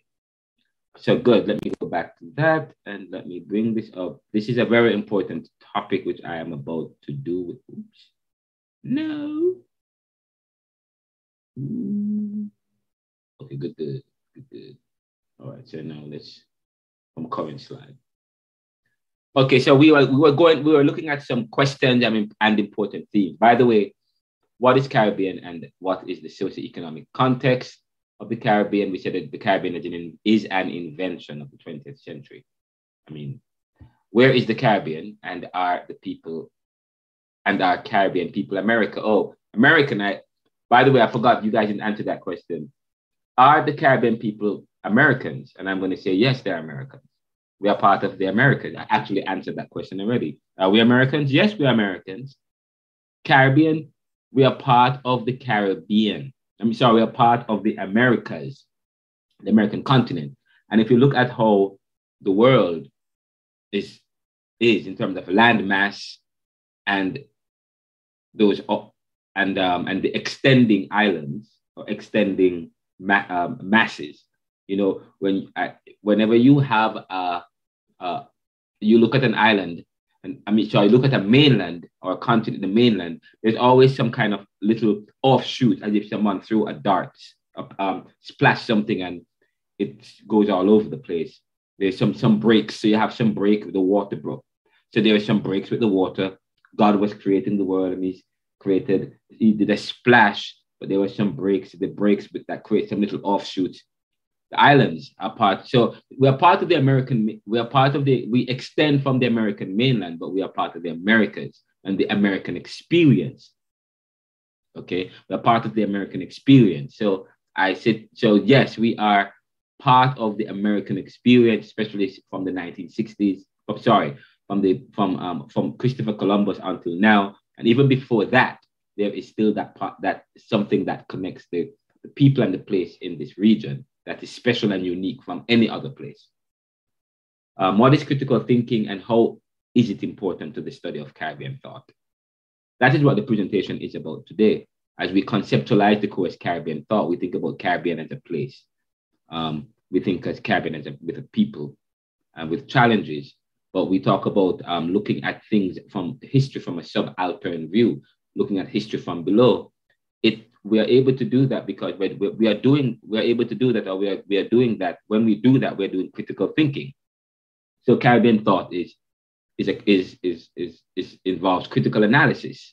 It involves doing critical analysis. So the question is, what is critical thinking and how is it important to the study of Caribbean thought? And finally, do we have any urban Indian heritages in the Caribbean?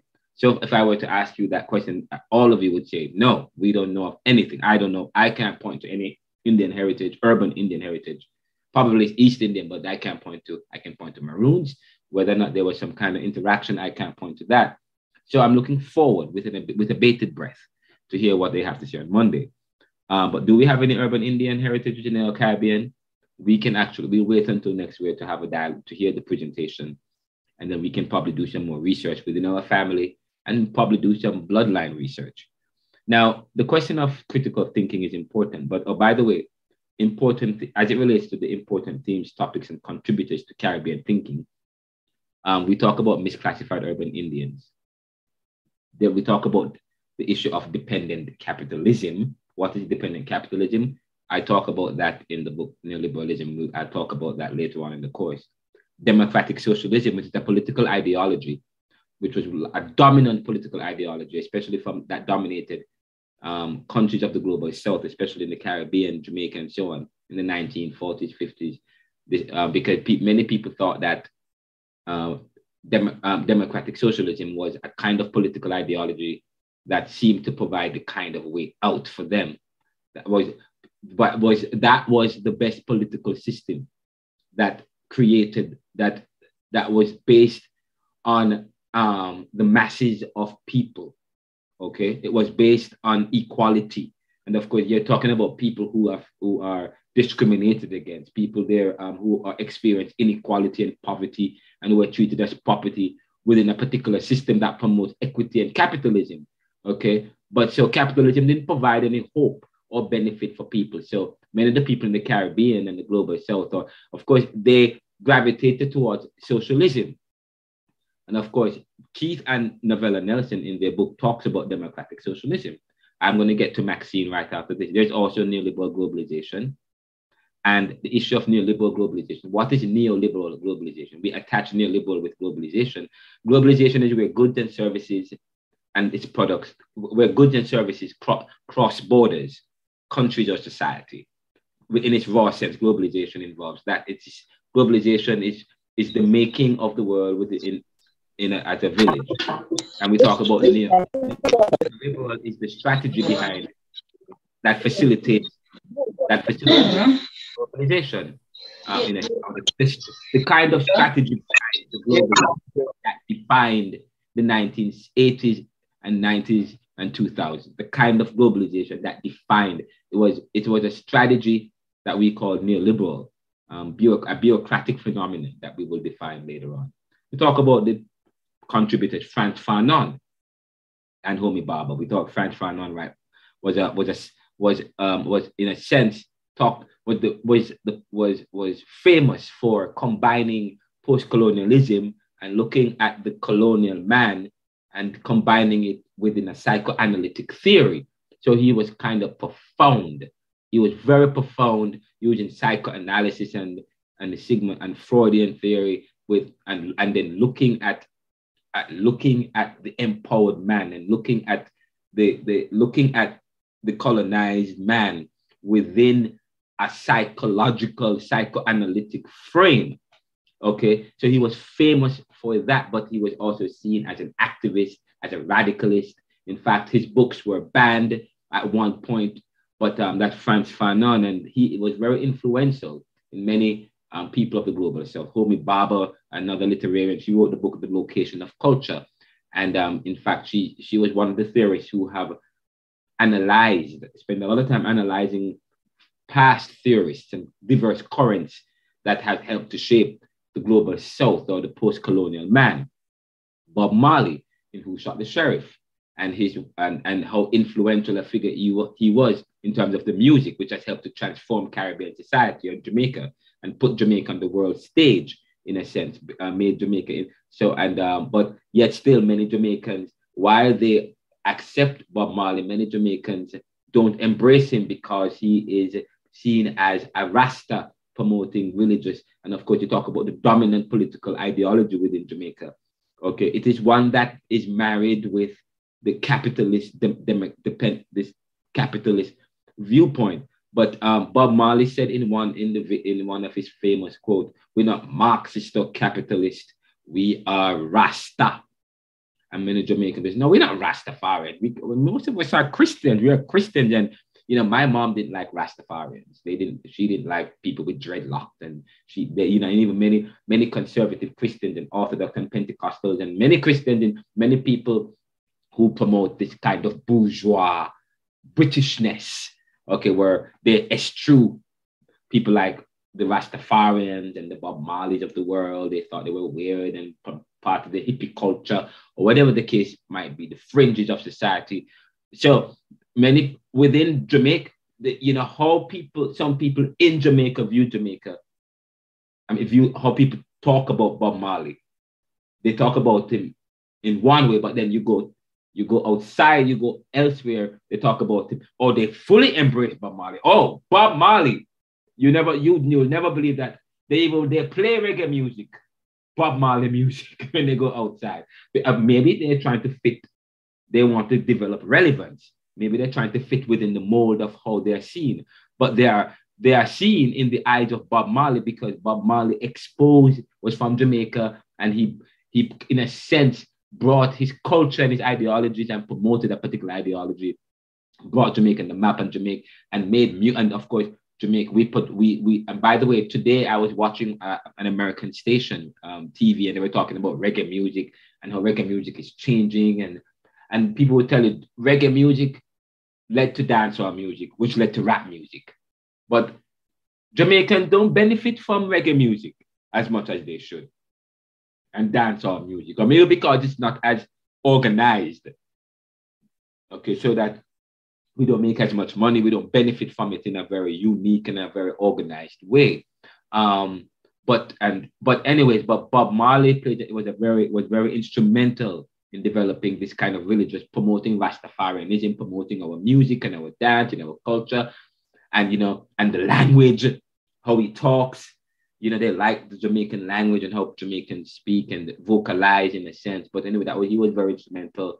But one of his most important, but his contributions to political ideology, this view of oneness, and he talks about this religious consciousness moving away from. He said when Bob Marley said we're not Marxists and we're not capitalists, we're Rastas. He was using literary device. He was speaking in such poetic ways. He's saying that anyway, we're not looking to some external political ideology.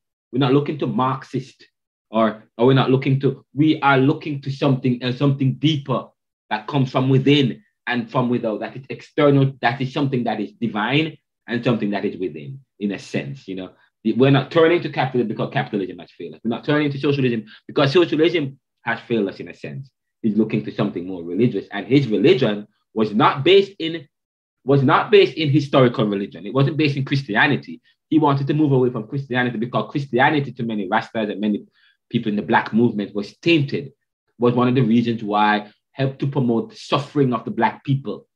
Okay, they didn't look to and Christianity helped to promote privilege of the white man and the kind of images in terms of the worship and so on that it utilized, how worship is done and so on, to continue to promote white privilege. So many people, they move away from that to make religion and their worship. And Jamaicans and Bob Marley was very unique to creating a religion and religious ideology. Not many new Caribbean societies is famous for that. Okay. And even today you have many Rastas throughout the world because of Bob Marley. But he didn't create Rastafarianism. Now there's also Louise Bennet and her poetics, quite powerful, and the way how she used language and how she in a sense, she popularized. She did what V.S. Naipaul did. She did what, who else did this? But what Franz Fanon was doing, in a sense. It was a violent break from the standards. When we talk about violence, we're saying that violence is the opium of the oppressed man. When people say, oh, we don't want violence, but you can't only think about violence in a physical way. In other words, destroying edifices and so on, but also language. In other words, when you depart from the norm, from the status quo, okay, that is also a violent break from how people speak. Sometimes, some people say, for example, I never used to I never have a deeper appreciation. I started to study hood life in America, in a sense, or not hood life, but Black culture or African American communities, and how some of the boys would carry themselves and so on. Like the word nigger, and they embrace the word nigger, and they live a certain way. They have their pants below their buttocks, and they carry themselves in a way that's not British or not professional. You know what? Because they are moving away. In other words, it's a violent break from society. It is their way. It is their strategy. It is their form. It is their method. It is their violence from a system, from a Babylonian, quote unquote, system. Babylon is, when we talk about Babylon, we're not necessarily talking about Babylon. It's just it's a figurative term that they're giving to the system that control, to status quo, to the dominant class, or the system that we find ourselves. Okay, so Bob Marley Christianity was promoted this kind of Western religious system that promoted that continued white supremacy, and they moved away from that. And we talk about the ideological basis behind capitalism was also part of it was religious. Talk about this the Protestant ethic. The Protestant ethic was part of the ethic that was contained within capitalism, the hard work and so on.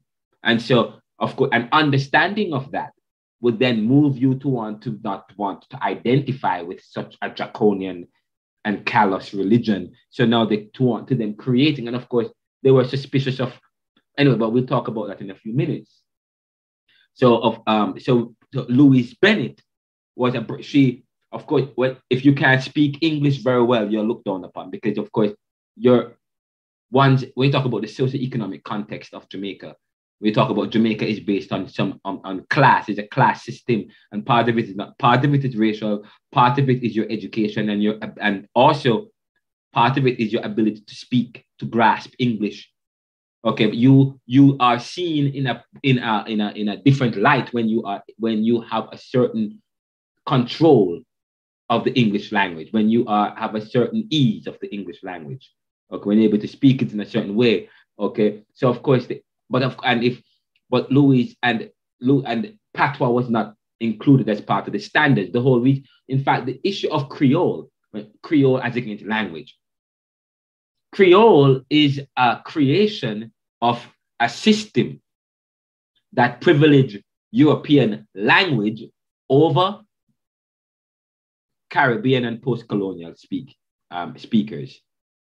Okay, patois and other that. Okay, so the dialects of these African, the languages that most Caribbean and African people speak, and it is considered a dialect or a Creole, not a language.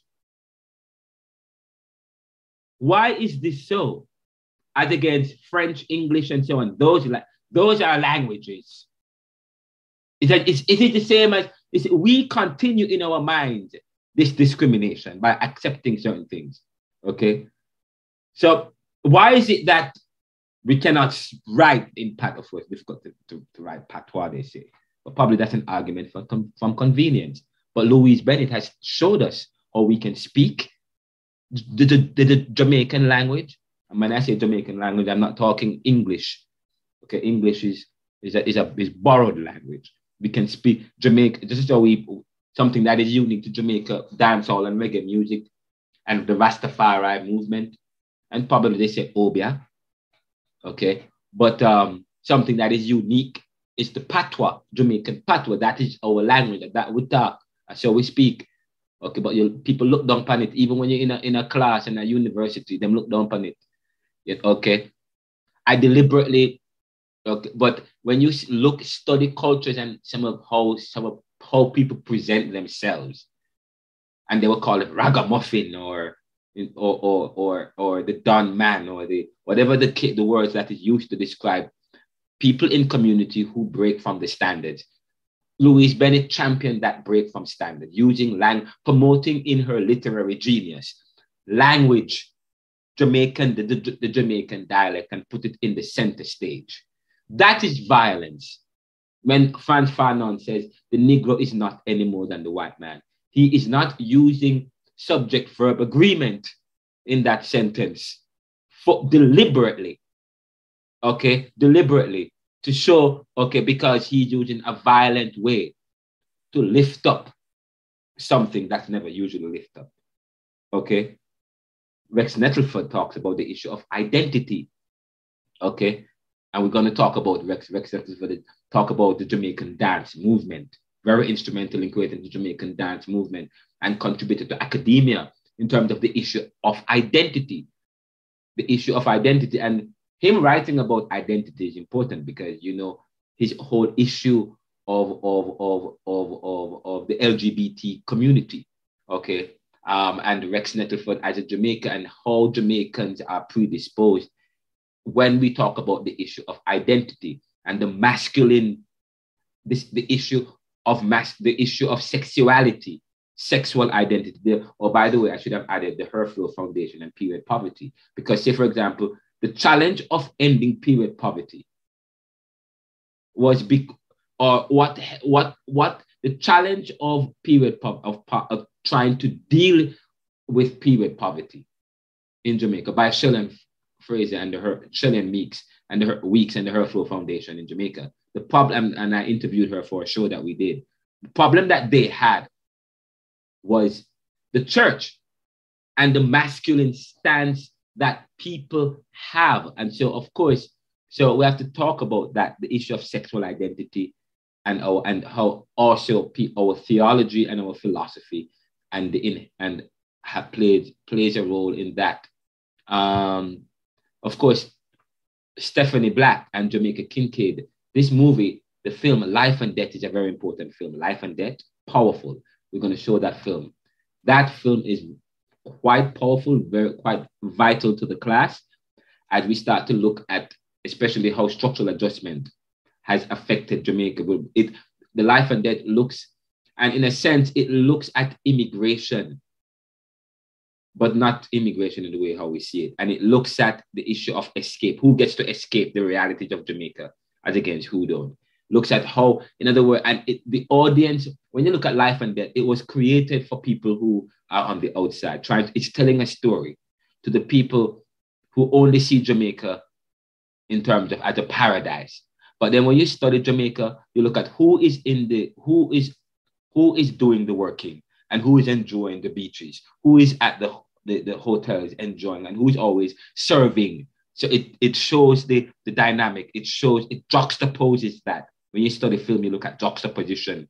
Okay, every time it shows the local, they're always working and serving. And in the film and in the documentary film, it switches back to the foreigner, to the tourist. The tourist is always from Europe or Anglo-Saxon or former master for the majority, and the tourist is always enjoying the beauty. And the tourist comes on from a plane and then leaves on the plane, and then of course they don't know, and they are in paradise, enjoying paradise, and then it shows, and the film shows what's going on with internal Jamaica JLP versus PNP, the violence, the IMF, okay, the agricultural problem, and so on and so forth. They don't talk about bauxite, but I'm going to talk about bauxite later on. That shows how we have squandered the opportunity, how Caribbean have squandered its opportunities. Okay, so they talk about Stephanie Black is a feminist, and we talk about the feminist movement, and we're going to talk about feminism in one of the classes we have. Feminists who are very important thinkers to Jamaica. So we're going to talk about C.L.R. James, Norman Girman, Walter Rodney, V.S. Naipaul, Ramesh Sarwan, Castro, Manley, Seaga, and Bishop from Grenada. Now, and finally, inequality, poverty, and penetration. Those some of the topics you would maybe talk about. Nationalism, that's important, but income inequality and poverty. We're going to study that. We talk about Caribbean, we talk about dependency. Talk about penetration. I said that earlier. The issue of penetration is important when you study power. And studying power, you have to look at the dynamics between the Caribbean, the global south, and the global north. The issue of penetration. Who is doing the penetration? The penetrating. Who is doing most of the penetrating? Okay, and that will determine the position, one's position, our theology as well, and the issue of technology, talking about artificial intelligence and our opportunities. Okay. Now, critical thinking. Explore what is critical thinking. I asked the question earlier, what is critical thinking? And if I were to ask you that, and I don't have time for that. I only have about a few minutes to wrap up the class, and I will wrap up in a few minutes. I'm going to try and wrap it up quickly. But what is critical thinking? And hold on, let me what is critical thinking? Exploring thought and position, unveiling new discoveries for effective progress. So the topic is critical thinking, exploring thought and position, unveiling new discoveries for effective progress. Oh, 9:51. I have 9 minutes to wrap up. So I'm going to run through this quickly, and then we are going to wrap up from here. Okay. So let me go back to this here. I think I will only need 9 minutes to present. So that's fine. I'm trying to find, okay, there we go. There we go. Okay. So we asked the question. So the question we are asking is, what is critical thinking? And let me share my screen. And I'm going to share this.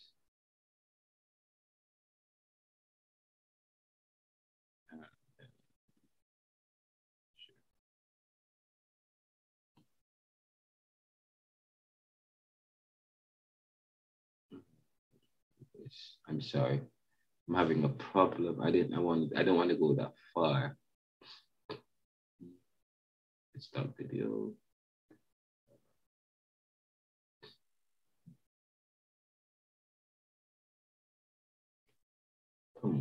Okay. All right, great. Let me do this.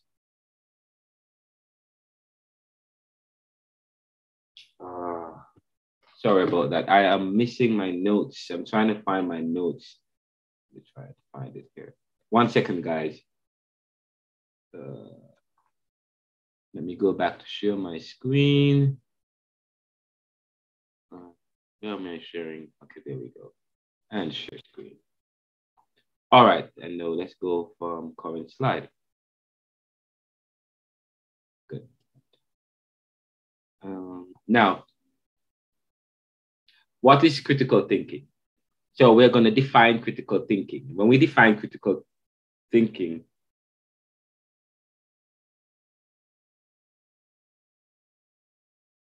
I'm sorry, I have a safety message.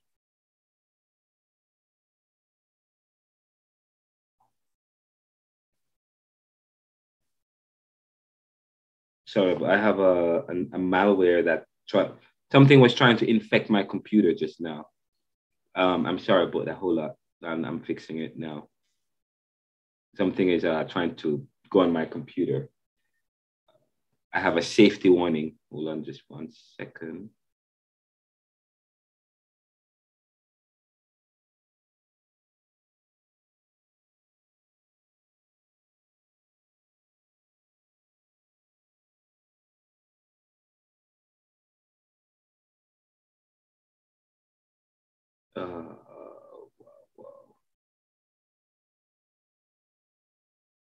Here we go.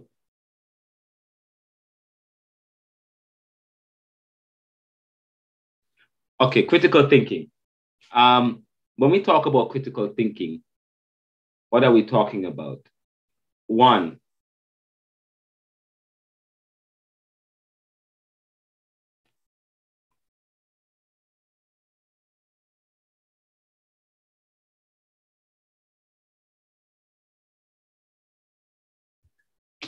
critical thinking is thinking about thinking and evaluating current and past thoughts. It is thinking about thinking and evaluating current and past thoughts. In its simplistic and basic definition, it is thinking about thinking and what was previously or is the current thought that builds on or debunks information that leads to new discoveries of thought and positions that improves life.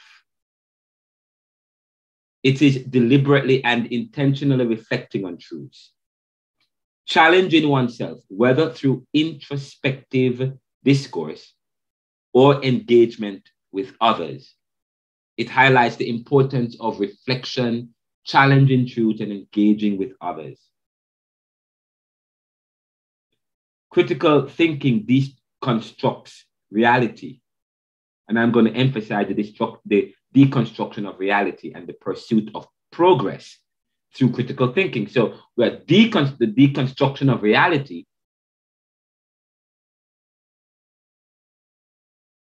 But it's the deconstruction, and by the way, I need to correct that. It's the deconstruction of reality towards the pursuit of progress through critical thinking. It deconstructs reality by scrutinizing current knowledge and truths we have about ourselves. Say, for example, the UIHS. Again, so critical is challenging truth. And the book Neoliberalism, it's part of deconstructivist philosophy and critical history.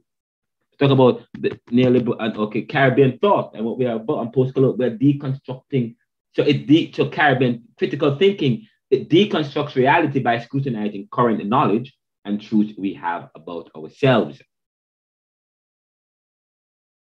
Critical thinking is usually within the realm of the post-colonial, the postmodern skeptic, or those who are fighting for better. And we're talking about which leading to effective progress. Leading to effective progress. And it is not just philosophers. When we talk about critical thinking, it's not just philosophers or academics who must think critically about all things so as to ascertain truth, but those whose understanding of life is shaped by tainted narratives that are monopolized or controlled by the subjective, the external subjective, those things that are outside of themselves or ourselves, but it is still within the subjective, but it's been passed off as an objective, as something that is divine.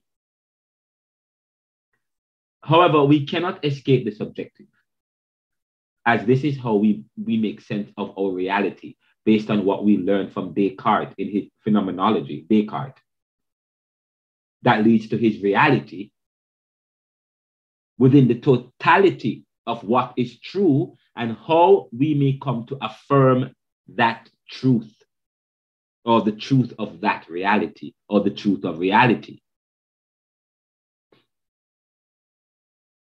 Because for Descartes discusses his famous quote, "Cogito ergo sum."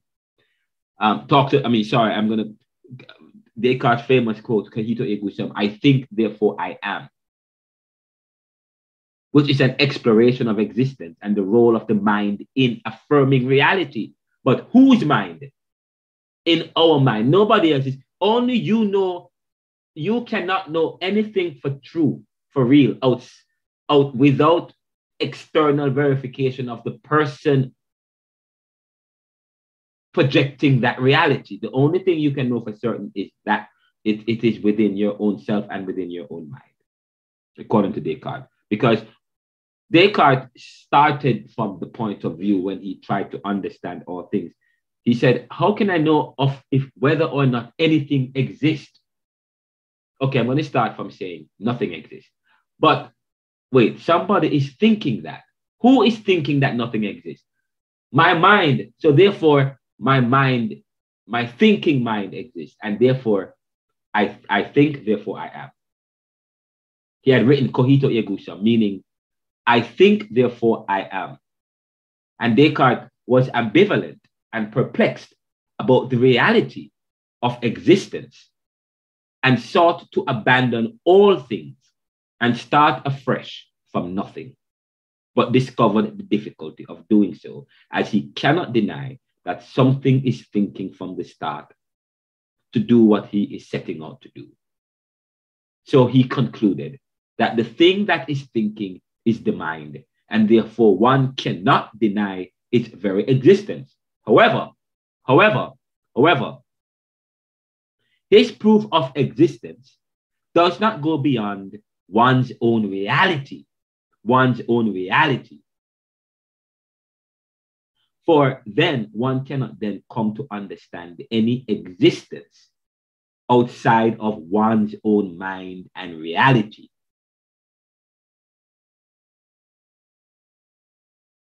Therefore, it behoves us to engage in relationships facilitated by communication, which then spurs the dynamic of life. So if we were to think about the critical thinkers like Michel Foucault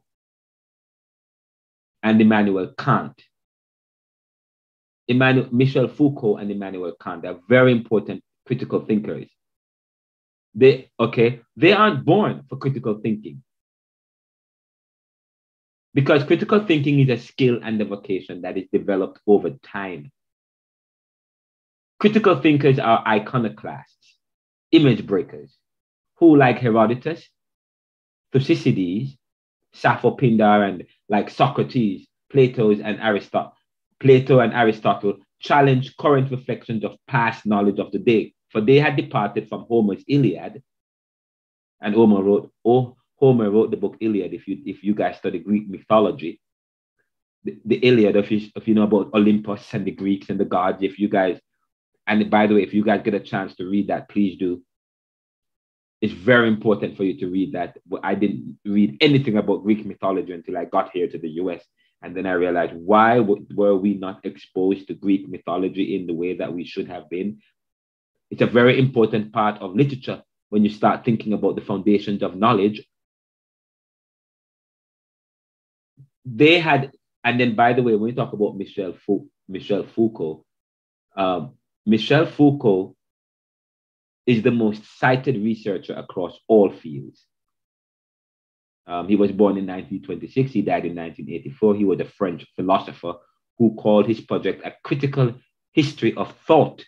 A critical history of thought.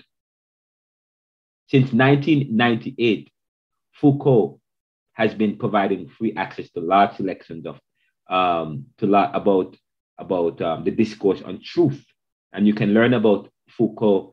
But Foucault has done quite a lot of research around thinking and about institutionalism. And his critical thought, Michel Foucault, according to the extent that Foucault fits into the philosophical tradition, it is the critical tradition of Kant, Immanuel Kant, and his project. And when you think about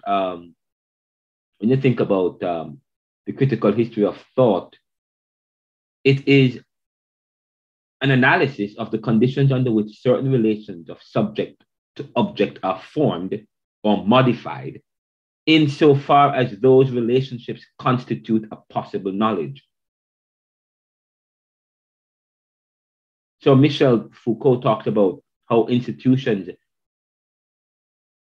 form part of what ensures a particular kind of knowledge that maintains privilege. And the knowledge is not necessarily created by anything by the divine, but it is influenced by human. We will talk some more about Michel Foucault as the class goes on. I mean, throughout the course. We're going to 5 minutes and I'll wrap up and I'm done because I won't be able to finish this. So we talk about image breakers. I said to you just now that it behoves us to engage in relationships facilitated by communication, which then spurs the dynamic of life. And Immanuel Kant and Michel Foucault, they are critical thinkers. And these critical thinkers, they aren't born for critical thinking. Critical thinking is a skill and a vocation that is developed over time. Critical thinkers are what is known as iconoclasts. And who are iconoclasts? They are image breakers, like Herodotus and Thucydides. We'll talk about these later on. Aristotle challenged current reflections of past knowledge of the day. That's what they did. Say, for example, we learn of Jesus, we learn of Achilles being the warrior king, but then there's a break talking about why was there a war between the Greeks, between the Greeks and the Syrians? Why was there when you study the Iliad, they talk about this war. Why was there a war? And he said, oh, because it involves the theft of a woman. A woman was involved and there was some stealing. And so they wanted to take back their pride. And so there was a war over this woman. Of course, we learned it wasn't about that. It was about something else, Herodotus wrote. So the foundations of most major religions today stem from a break of a tradition. The foundations of most major religions today stemmed from a break of a tradition such as reform and reformation of the Dark Ages, leading to the period of enlightenment and free thinking. And this led to inventions and innovations. And the Protestant Church, who had broken ties with the Catholic Church, especially on the basis that all men, and not just the Pope or the privileged, had access to God. This allowed for the official translation of scriptures in a common tongue. Nevertheless, the ability to read the sacred writings in a particular language was given greater credence for those who had such training or exposure so as to maintain certain privilege over thought. Socrates with his Socratic school of thought, Machiavelli and his Machian society, Aristotle and his new epistemology leading to various branches of modern thought that created a civil society based on rules and laws, guided by the principles of institutional religion and science. In fact, science today is doing what religion did yesterday, privileging itself. In fact, Gramsci, in his Prison Notebook, he wrote the book Prison Notebook, examines the privilege of thought within intellectualism, which he, like Michel Foucault and other post-structuralist and postmodernist thinkers, had derided as a form of institutionalism that portends the privilege in society. Now, such is the tension in our created societies that give rise to the dynamics in society between race and classes, which is themselves, in themselves, are said to be created spaces for the dominant towards a particular constant. And just so you know, Karl Marx had challenged the economic history of society. Karl Marx had challenged the economic history of society concerning the accumulation of wealth within societies of equal beings without class, status, society. And he reimagined a utopic society of equal beings without class. That's Karl Marx. Without class, he imagined a society, a utopia, without class, society. Plato could not imagine a society without class, but Karl Marx imagined a society without class. Some people believe that you cannot have a society without class. It's just normal. But Karl Marx says we can have a society without class, without status or kin, which differs from Plato's Republic and the Aristotelian view, which one may argue occupy much of the Western and to a lesser degree Eastern. Yet the East is suspicious of the West, and the West is suspicious of the East, as Ian Baruma had explained in Orientalism, a book. It's called Orientalism, a book that explores ethnocentrism. To do critical thinking is to do analysis. And we said critical thinking, and I said that earlier, to do critical thinking is to do analysis. It is looking at things in a metaphysical way. It dissects and does surgery. It is a way of thinking that looks at patterns in action and explores thoughts. It does psychoanalysis, which is what Franz Fanon did in Black Skin, White Mask. If you read that, if you get that book, somebody shared a copy of it in the WhatsApp group. Okay, and we're gonna talk some more about this. But it does psychoanalysis. Sigmund Freud talked about psychoanalysis, digging deep within oneself and within one mind, which Karl Marx and later Franz Fanon used to present the empowered self. In fact, Franz Fanon writes that the Negro is not any more than the white man in Black Skin, White Mask, represents an empowered depiction of the Black man from an unusually neutral approach that is not a top-down approach. This pragmatically and succinctly critical thinking at work. When he says the Negro is not, this is a pragmatic and a succinct understanding of critical thinking at work, where he who is angry, we who are angry at our colonial, at Well, he is here angry at his colonial masters in his ill state, because when he wrote Wretched of the Earth, he was not well. He was ill and trying to find some kind of cure. He is angry at the colonial master and at the world in his ill state, which does not justify man through a binary. He doesn't justify his approach to dealing with man critically is not to justify man through a binary that puts him in jeopardy of his self outside of no other. He doesn't say that the black man is not less than. Instead, he writes that the black man is not more than, which challenges the usual narrative or language when comparing the post-colonial preacher with that of his former master.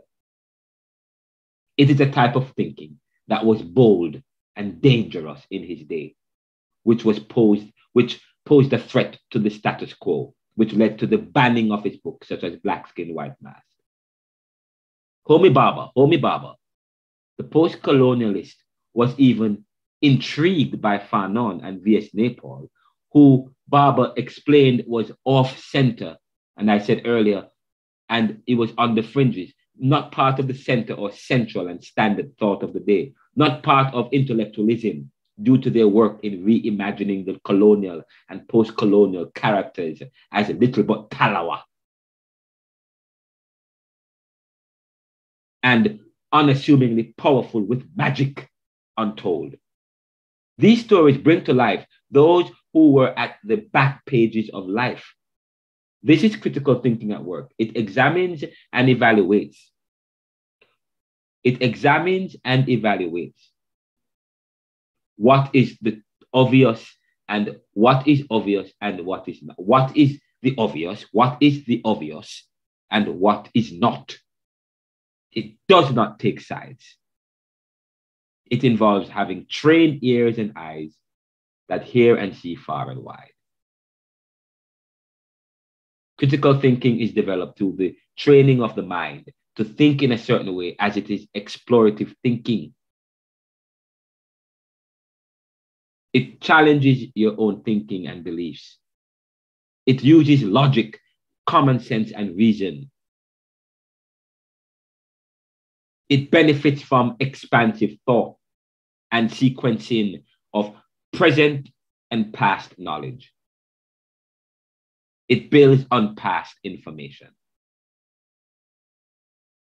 Critical thinking is coherent and clear. It follows the laws of logic and reason, but it disrupts and challenges. It is fair and open. It is sharp and cuts. It goes deep and deeper, but it's focused and direct. It is honest and understands its bias. Example, one may come to a conclusion about the Caribbean, saying that the Caribbean's inability to chart their own course since decolonization and realize real political independence and economic prosperity. And I might say, what voice do you have, or do we have as a Caribbean thinker? What are the threats to that voice? Are Caribbean countries truly free of the external and this illusion of freedom? Where does it come from? It comes within competing worldviews.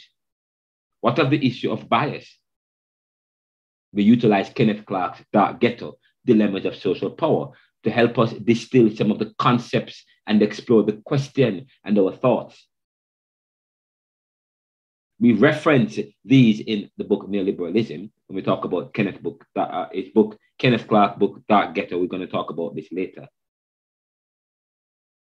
To discuss these ideas, we delve into the issue of how identity presents an issue by looking at how things are viewed. How identity presents an issue by looking at how things are viewed. If you look at the wrong things, you get the wrong results.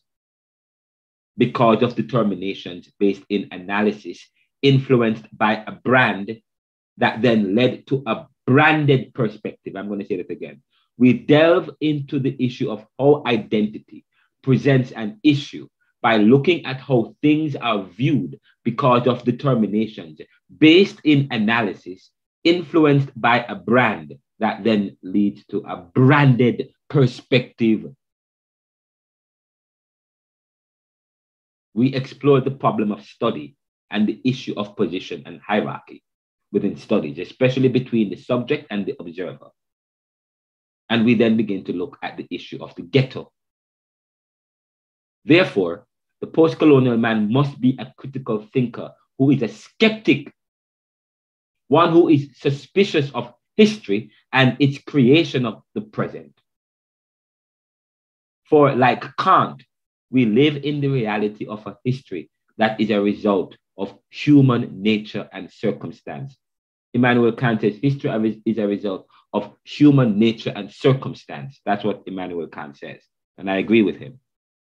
And when you study Homer and when you start studying Greek mythologies and so on and so forth, you get to understand what he is pointing at. It is not from the common sense that the top of his head, Immanuel Kant is coming to that conclusion, saying that history is a result of human nature and circumstance. Because when you look at human nature and what results from human nature, what do you see? You see the production of that nature, of privileging himself over others. And that's why you have Jews for Jesus and Jews not for Jesus in the development of human history and in the Greco-Roman world. Jews for Jesus competing for dominance as against Jews not for Jesus. Human nature and the circumstances of our times. Like Kant, we live in the reality of a history that is the result of human nature and circumstance. Kant's critique of pure reason and practical knowledge, including Newtonian physics, being the foundation of knowledge about everything unchanging and categories of the mind.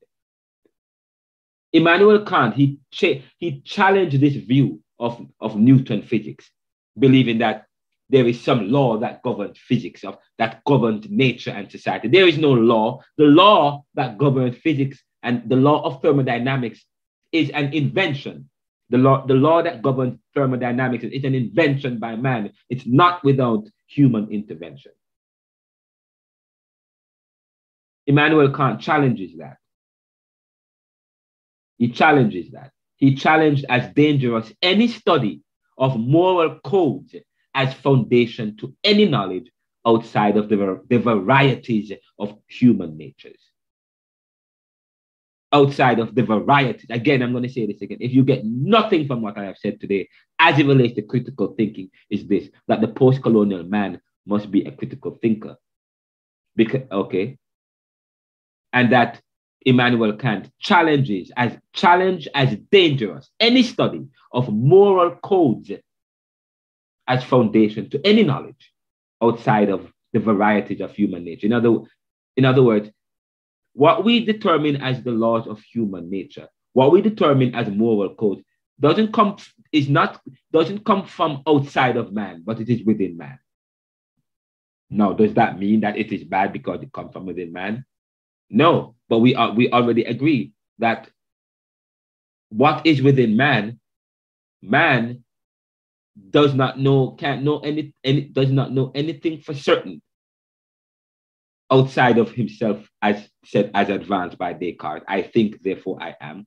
Okay, he can only come to an assumption, and we can't know anything for certain. But what we do know is that the mind is thinking, and so therefore we can't go outside of our mind. So there are some people like Muta Baruka who believes that God is a creation. What does he mean by God is a creation? Does he mean that it is man who creates God? No, he means that man creates the interpretation about God. But an understanding of God could exist outside of a particular man, and that is why we have denominations.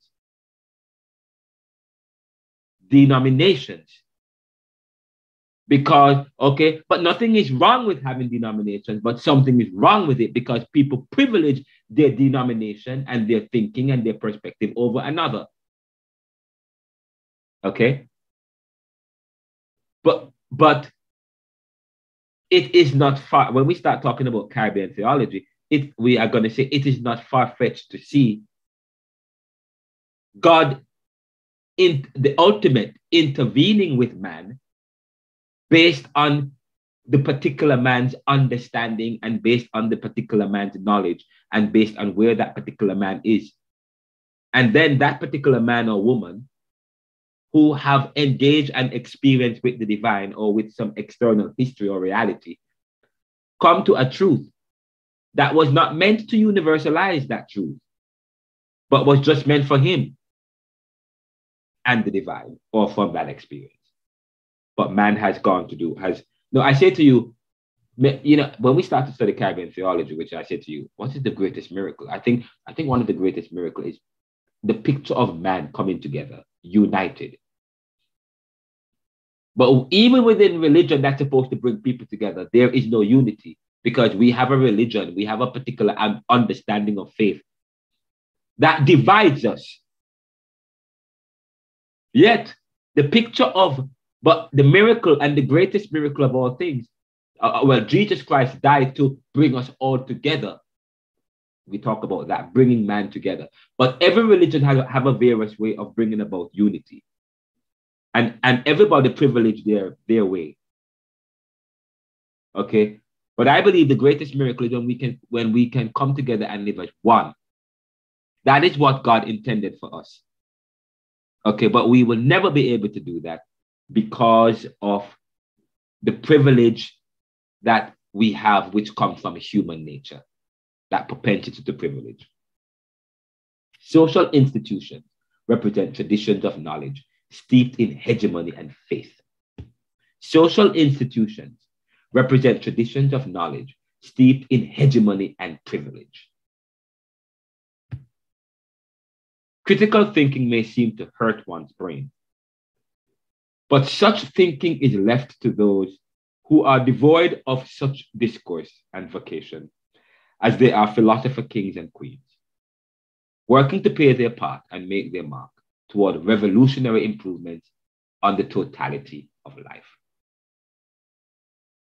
Again, critical thinking may seem to hurt one's brain, but such is thinking.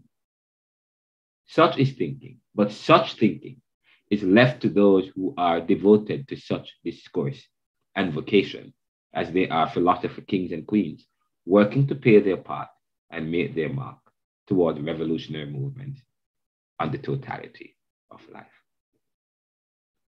And that's where we stop. And next week we will begin from, well, next week we're not doing this next week. Next week the UIHS will present. And that's where we will end. Okay? Thank you for those who are still with us. I appreciate you. Maxine had her hand up publicly. I apologize. I was trying to hurry up and get through this. Some of you did not finish the homework assignment that I had given you but I think I have another homework for next week, and that is to review chapters 1 to 3 of neoliberalism, to present to interact with. I will to interact with it. Excuse me, sir. Go ahead, Chantal. Some persons had left. So I only have about 6 persons in the class. 6 persons. So, but we are finished. We'll wrap up here. We're finished. If you guys have questions, please communicate on Moodle. Go on Focus. Do some great interact with each other about some of the discussions you've heard. I used to do that when I had a face-to-face class, but when I'm at Georgetown, and I spare no time to leave. Once I leave the class, anything that piques my interest, I am going to read about it.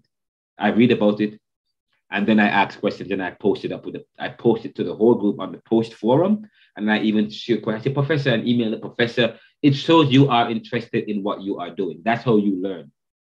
Okay, that is how you retain. That's how you retain stuff. Say, for example, I remember this idea about question begging epitaph.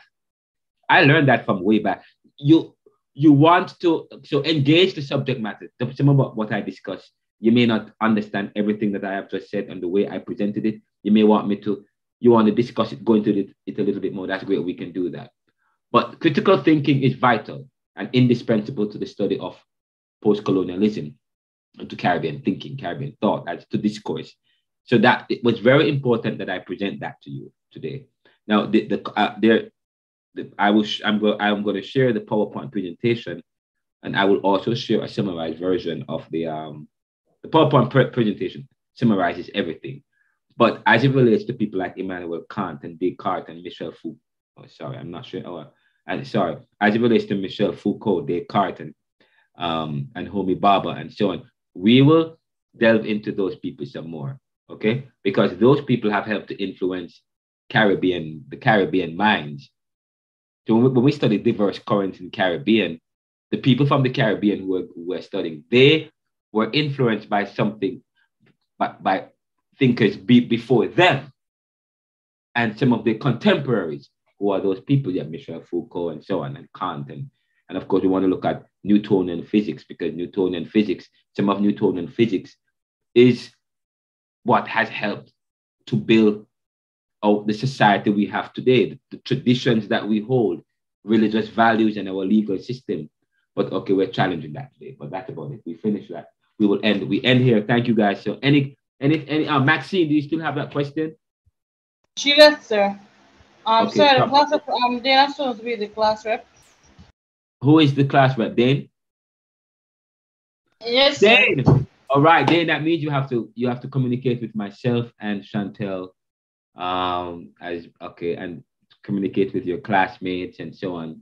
Help us to, okay, that's good. Anything on the ground, bring it to our attention and so on, and help to.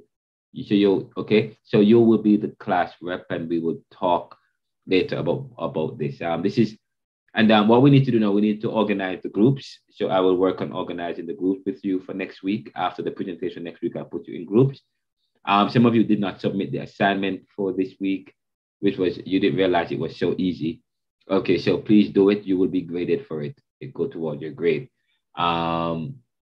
Please remember to read chapters 1 to 3 of Neoliberalism. There's a copy of the book that's in the library. You can get it in e-format as well, the e-book. Is that the assignment, please? The assignment to trace your genealogy. Some of you haven't done it. And I think I have a homework that I posted up in the forum group. I don't remember what the homework was for this week. I posted it up in the group. I'm going to check it again. That is due on Monday. I will find out what it is. What I will do as usual, I will summarize this class, send it out to you guys, and the homework that you guys, and the only thing you guys have to do is just to interact with this whole issue of trace your idea, your heritage, and why don't you know? You don't know. Susie, go ahead. Yes, sir. It is the assignment that I was listening for, because my internet is like going in and out. I will send an email. Okay. I want you guys to be fully prepared for next week. There is a website by the UIHS, and the article that I've read the article. There is a deep up there. If you go to the Neoliberal.com, there's a longer article that speaks to the Indian heritage. I want you guys to come ready to ask questions. So familiarize yourself with that issue about tracing the heritage. Please send me information. Okay? But that's about it for class today. If you have any questions, you can send it in the chat or send me an email. Include myself and Dane, and there's some time I can respond back. Okay? So that's about it. Thank you guys. This was great. I will also access some of the previous recordings of this class last semester. Some of the topics we will delve into with email. Thank you guys, and I wish you all the best. I pray that God will guide you. I pray that God will expand you. I pray He will strengthen you. Surround these students. And I pray that their time at JGS will be one that is powerful and impacted. And whatever they're going through in their life, I pray that you will meet them where they need you.